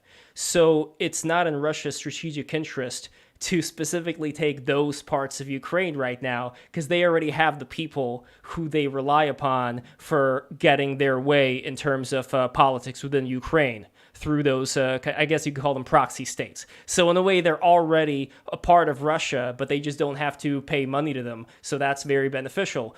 So I think that unless I got Scott's analogy here wrong, because I think he was kind of using that as an example of, well, Russia doesn't even want Ukraine. Like, I think that's kind of the more of the devil in the details part of it. But they share culture. No, here's why not. Russia was taken over. My grandmother's from Kiev. My great grandmother's from Kiev. My great grandmother's from around that region too. The reason why they don't share a culture is again because Russia was run as a serf state, first under the Mongols and then under the European leaders and Swedish leaders, for Swedish, Norwegian, Nordic leaders basically, who were the czars and all that, and then the Romanovs and all that fun stuff.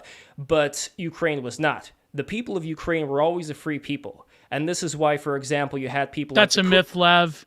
That is an anti-Russian myth. Yeah, it really is. Why is it a myth? It's an anti-Russian my family would go back and forth. We're back and forth from Kiev to Moscow all the time. Which centuries are we talking about here? We're talking about in the early 20th century, in the late 19th century, early 20th century. I'm not talking about that time, though. I'm talking about the time when there was the serfdom, and before that, when the Mongols were in charge. What I'm saying is that did something to the people who were living in those particular regions. Lev, that was a British intelligence agency op against the Russian people. Which is why you have something. Which is why you have something like the. Which is why you have something like the Holodomor, where you had a bunch of independent farmers in the Ukraine who were self-sufficient, and Russia didn't like that very much. They blocked out any entrances and they starved the entire place during Stalin's reign.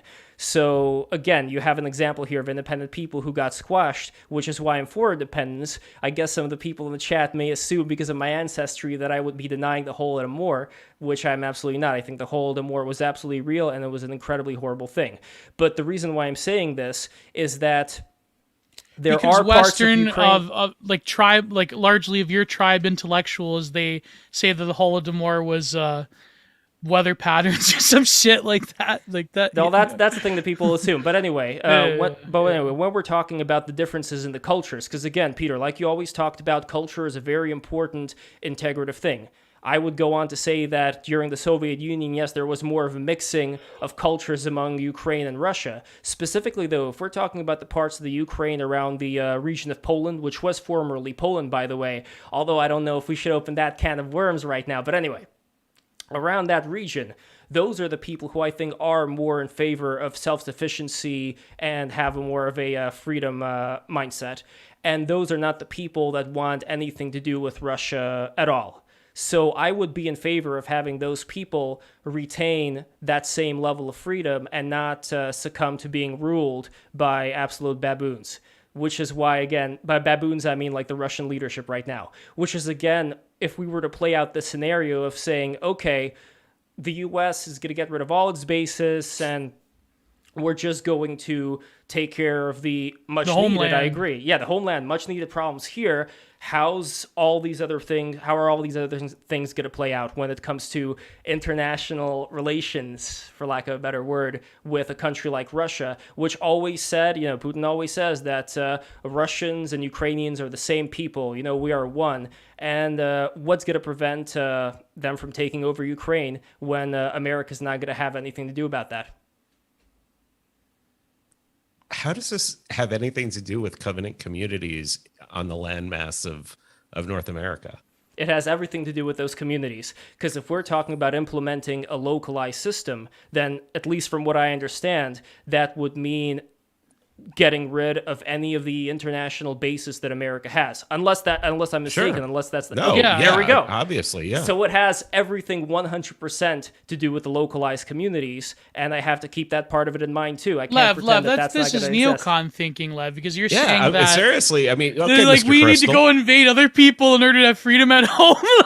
we need to have bases over here because the government that I obviously have a bias against because of my family and my upbringing, because we need to.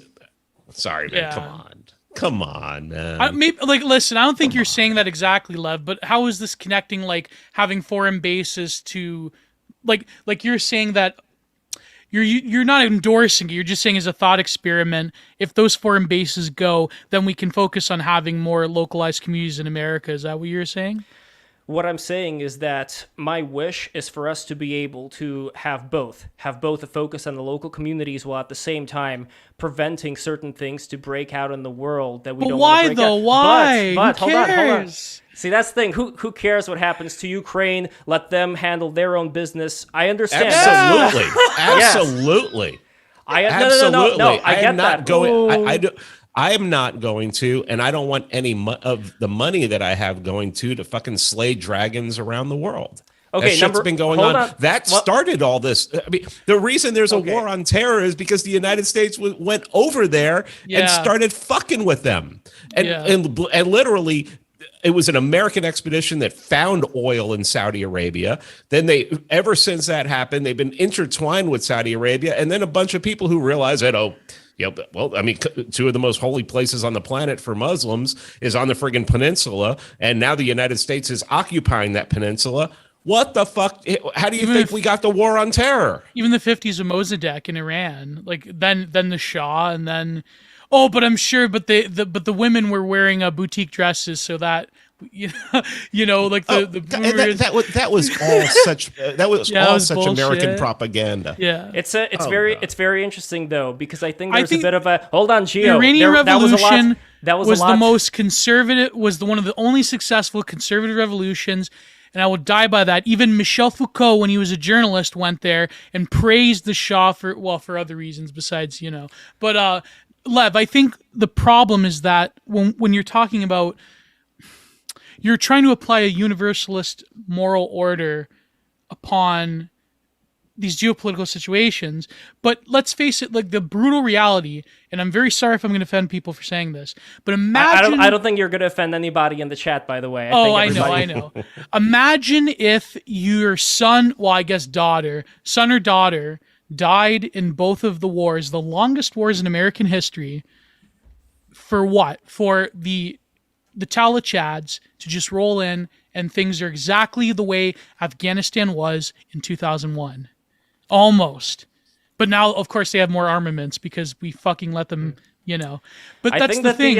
Hold on, guys. I think that my point being is if you had a family member that died in those wars, wouldn't you say to yourself, holy fuck, my son or daughter or cousin or friend died for nothing?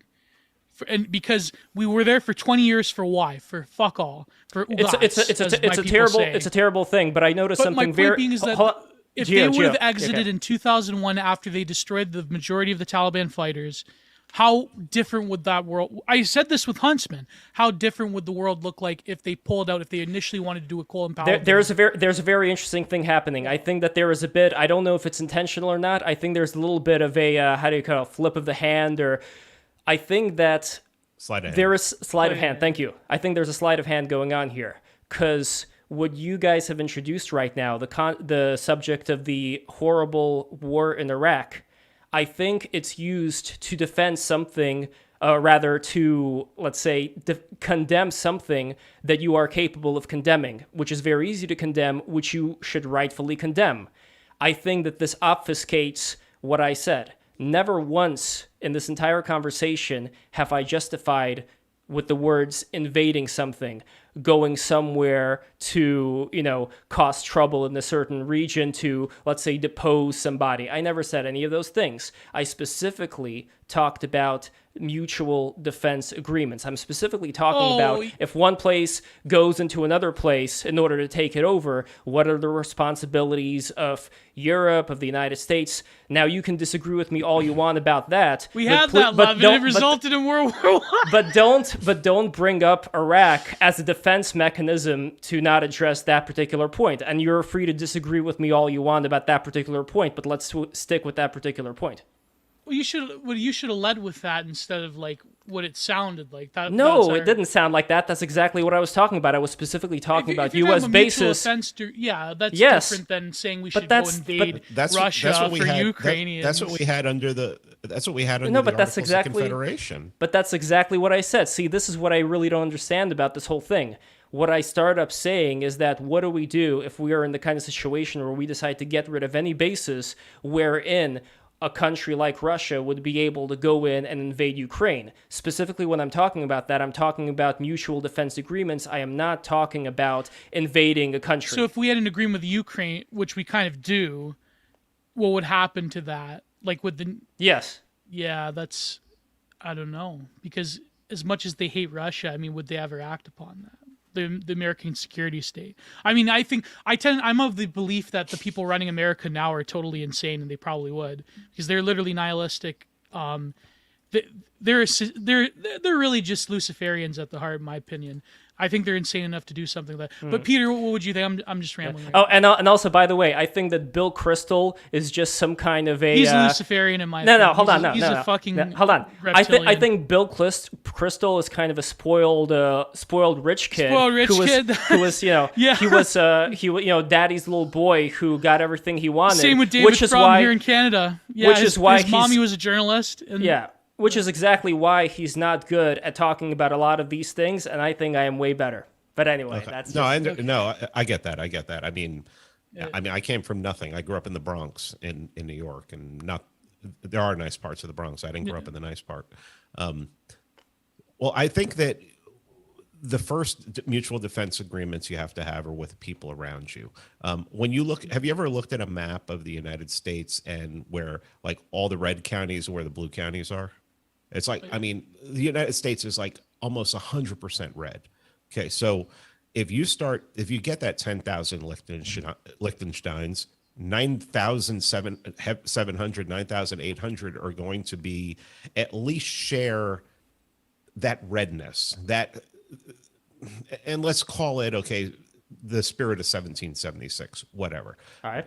You're going to have a mutual, those people, and especially the ones closest to you, are going to have a kind of affinity to be like, okay, so if we get invaded by the blue section of, these religious, I have an episode coming out tonight talking about just how the progressive movement, how religious it was, and how all of these leftist do-gooders are it's just a religion to them, and it's righteousness, and they're trying to bring righteousness to the world. And it's like it's like a crusade for them. And the idea that we wouldn't come together and be like, okay, sure, we're not going to leave bases anywhere around the world. No one's going to pay for it. No, at all. But that doesn't mean that we're going to stop trading with them. I mean, it's going to be more incumbent upon us now to trade. The only example we really have of like trade gone wrong, and it really hasn't gone wrong, is what's happening with China now. China has not, I mean, they still have, they're about ready to go back into another cultural revolution. Actually, they're not going to even care about the world anymore.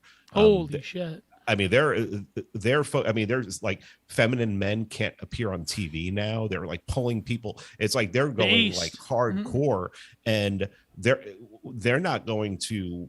And I've read some of these manifestos and everything that these people are putting out, and it's insane. I mean, they're talking about like literally, they're not going to care about us. They're going to be. I feel bad for the people of China because it's going to be concentrated on them. How are they going to make money though? Because isn't a lot of money that China makes relying upon exporting cheap crap everywhere in the world? Yeah, well, I mean, if I really think a lot. If you believe all the China propaganda, they don't care about killing. I don't believe. I don't either, because I have friends who live there. Yeah, I have friends who live in China, and they're like, I have a friend who lives in China. He's like, well, I don't even know what a social credit. I don't know what a social credit system is. No, but he's lived in Shanghai for 25 years. He has no idea what that is. Okay, that's interesting. Okay, how well do you know your friend? Well, okay. All right, fine. Wait, Peter, you're saying that in China, like people are misinformed, like because there definitely is, like, you know, and Foreign Policy magazine. Neocon Central just wrote an article last week that Scott Horton sent me, and they're like, yeah, this China credit score system it doesn't even work. The apps don't even work. It's like it's impossible. See, for them you to should listen to our stream we had with Logo and Stick, Sex, and Hammer, and then the one with Amy Teresa's, we get more into China, where he was saying like in Logo is a China shell. He's like this weird Christian socialist China shell, but of course he has a heretical literalist interpretation of Christianity. He says that China is the real American republicanism, and that the whole social credit thing is misinterpreted in the West, and there's no such thing. You know what we should do, Peter. I think it would be the coolest thing in the world if you were to debate on BTR with a Sticks, Hex, and Hammer 666. I think that would be awesome. What would they debate on though? They seem pretty. Yeah, what am I going to debate? I mean, yeah. No, I think that I'm more right wing than he is. Exactly. Yeah. That's the debate, because I think that because you are more right wing than he is, it will be very interesting to go through the nitty gritty of where exactly the differences are. Yeah, but Joel Davis and Peter, I don't think that they're the same person, so that's a different thing. But you have to go soon, Peter. So I wanted to ask you, now there's so many things we could still talk about. Maybe you have to come back, obviously. Sure, obviously. You have to. I wanted to ask you specifically about the development, or rather, let's call it the devolution of the libertarian movement in America post the Ron Paul campaign of 2012. Like, how did it go from like very like solid liberty orientated people who are more or less largely have Christian or like post-Christian values, and how did it go from there to like, you know, Kathy Riesowitz talking about how libertarianism made her polyamorous? Like what happened specifically to the days of Lou Rockwell and Ron Paul till now? You know, Kathy Riesowitz or whoever, right? Like that's pretty easy. The left is amazing at infiltrating. And they always have been. I mean, what did I can't remember the guy's name who spoke at Mises University last year, but he said that Marcuse was the greatest political strategist of all time.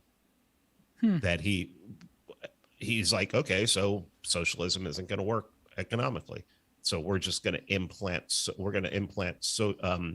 communist and socialist ideas into academia, and we're going to come up with this whole like cultural Marxism and everything. And it's infested everywhere, and we've seen it infest so much. I mean, it infested the culture here in the United States to the point where it's like I know so many libertarians that like they're scared. They're so scared to be called like a racist or a homophobe and things like that. They won't denounce anything in the culture that, I mean, they use like the excuse of, well, it didn't violate the non-aggression principle, so that's good. And it's like, well, I mean, but that doesn't mean that it's good. And it doesn't mean that it needs to be celebrated. Yeah. I mean, personally, I don't want anyone in my covenant community who is like a prostitute or something like that. But I don't know that I want them to go to jail. I don't know that I want them to be, but they're just. You could just lock them up and put them in your harem. That's what will happen to the prostitutes. The left took over the culture. It infested everything, and it infested libertarianism. It infested the right too. I mean, you look at before Trump. The most of the right, if you accused them of being racist, they'd be like, whoa, and they'd start fighting and everything. And Trump at least made it be okay to be like, yeah, I don't care, I'm racist, so what? Fuck you. But it's like the left has infested everything. And come on, the CIA infested the Libertarian Party a long time ago. You didn't think that you didn't think that the left was going to infest and the left is way more. I mean, the cultural left is way better at their job than the CIA is. You didn't think they were going to work their way into libertarianism? I remember exactly what happened. I remember back in the 90s, there was this Libertopia conference I watched with Robert Anton Wilson, the sci-fi writer, and he had like a lot of strange ideas. And he was great though. I mean, he was amazing. The Illuminatus trilogy. Oh yeah. But he was talking with. Can you see the Fnords? He was talking with, was his name Howard Marks or something? Not Karl Marx. The last guy, his last name was Marx, and he was a left radical, but then he turned into libertarianism, and he was talking about how he ran ops in South America and how like how easy it was back in the day to like purchase napalm from the U.S. government if you claimed you were a farmer. That was Carl Hess. Carl Hess, he was a speechwriter for Nixon. Yeah. And so to me, I remember reading like these threads on 4chan about how like the Libertarian Party, like the glowies sort of like infiltrated them as well. I'm like, well, that's kind of like not far off from the truth. I like how Big Mustache says that I'm like a Turning Point USA advertiser. Oh shit. That's awesome. That's awesome, man. Wait, I have a more nuanced take, just like really quickly on Marcuse. I think like I have problems with the term culture and Marxism. It doesn't really, to me, like simplifies it for like a lot of like conservatives. I think like if you actually read One Dimensional Man, like if you were to take out all of the bullshit, I think like there is a lot of useful points that he makes. But when you get to like the later parts with Eros and Civilization and his fucking terrible essay on the work of art, oh my God, the free love bullshit is like, but I think like if you actually do like sit down and read Lenin, I think you could probably, there can be some kind of like dissident right thinking there. But when it comes to like the way the libertarians have devolved, like it's terrible. Like I for many years I was a libertarian or an ANCAP, and now it's like, like libertarianism made me into like a polyamorous. It's like that's the perfect example right there. Yeah, Reason Magazine in particular just. Boo, like yeah. I mean the problem with Reason Magazine is that probably 90% of what they put out is good, but the 10% is so awful. So I mean it's Cato too. Cato has probably the best foreign policy department. I mean, there's only one guy in the foreign policy department that I don't like, but they do good work on foreign policy and things like that. But when it comes to like cultural issues, they're just that's what it is. When Reason and Cato, when it comes to cultural issues, they're just out of bounds. They're just way off. And that isn't like I mean. I think the reason somebody would say Turning Point USA is because, I'm sorry, you are not going to have an orderly society unless it is distinctly right wing. And I mean, look at Robert Conquest's Second Law of Politics. Anything that is not distinctly right wing will go left eventually. Yeah.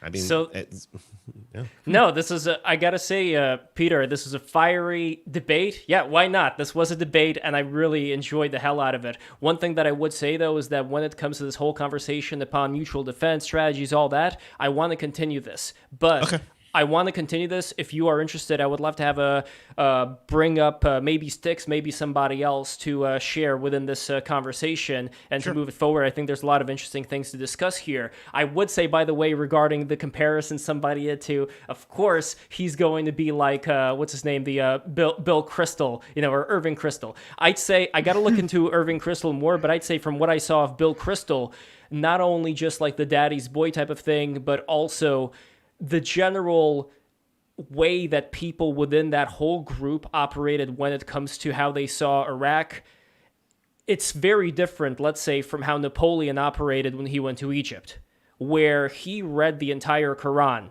before going to Egypt. And I think that is like a level of dedication. Alexander the Great brought a platoon of philosophers with him because he knew he was going to have to change the culture. Absolutely. And he married, and he had his people. He had soldiers that would marry into local populations. Yeah, some of the very first Buddha statues were carved by Greek carvers, by sculptors. Yeah. So, but what I do actually like about Napoleon in this case, why I bring up specifically Napoleon, is that the kind of reforms he did end up implementing were ones, let's say, more favorable towards liberalism. But anyway, we're not going to get into that right now. We've got to go into super chats. People. So here we go. We have. Here's the thing. Irving Kristol was like pretty evil in this grand scale of things, but at least he had a brain. He was like of that era. Let's hit the super chats. I gotta go. Yes. Yeah, oh shit. Okay, here we go. Lisa Bode, €199. Sneed, #Sneed goes for Geo, the Irish right-wing dissident. Oh my god, what an insult. Irish. Yes. Okay, here we go. I'm kidding. I love the Irish. The ABC 123456699, $5, #Sneed for Geo, and Lisa Bode, $199. Happy birthday for St. Petersburg. Need dopamine. Yeah, so it's my birthday today. I have turned 33 years old. So there we go. Birthday. Thank you. Happy birthday. And finally, we have Lisa Bode, $199 super chat, no message. So anyway, Peter, I want to thank you so much, and let us plug all of your beautiful stuff. So you have a Patreon, which you can go to patreon.com/mansraider. Here we go. Here's the link to the Patreon. And you could find your wonderful podcast at Free Man Beyond the Wall. You are currently into Uncle Ted Kaczynski, reading his manifesto. So guys, watch that. Definitely watch the episode that you did with Jay Dyer, Struggle Against Evil. That is a wonderful episode. And I think we should get Jay Dyer on the show soon as well. Oh, and Tux loves you. $5 super chat. Happy birthday. Thank you so much, Tux. One of our great patrons, patreon.com/breaktherules. Anyway, let's see what else we got here. Anything else you would like to promote? Final thoughts. Yes. Libertarian Institute. And Scott Horton and I have a live stream we do every 2 weeks on Thursday night at 8:00. It's called The End of the Empire. And tonight at 8:00, we will be going live. And I don't know what we'll be talking about, but I'm sure that he and I will be disagreeing on something. So. Yeah, you could probably talking about what kind of an ass I was and bringing up all these neocon talking points on the stream. Not at all. I wouldn't do that. All right, here we go. No, but this was a very enjoyable conversation. Oh, and the documentary. Yes. It's on Netflix. Yes. The Monopoly on Violence. It's not on Netflix. It is on Amazon Prime. Amazon. Monopoly on Violence. I mean, we try to get only the most based libertarians in on that, so it was like almost all the people from the Mises Institute. So. Nice. Yeah, Tom Woods was there, and Jeff Deist, my man, Jeff Deist. Jeff Deist. Well, let's see how the dice end up getting rolled. Thank you so much, Peter, for coming in here. Patreon.com/breaktherules. Don't forget to become a patron. That is my birthday wish, by the way. If you become a patron today, patreon.com/breaktherules, I will be eternally grateful. There's a lot of great perks. I'm not going to list them all right now, but just trust me, they are great perks. I am putting the link in the chat right now.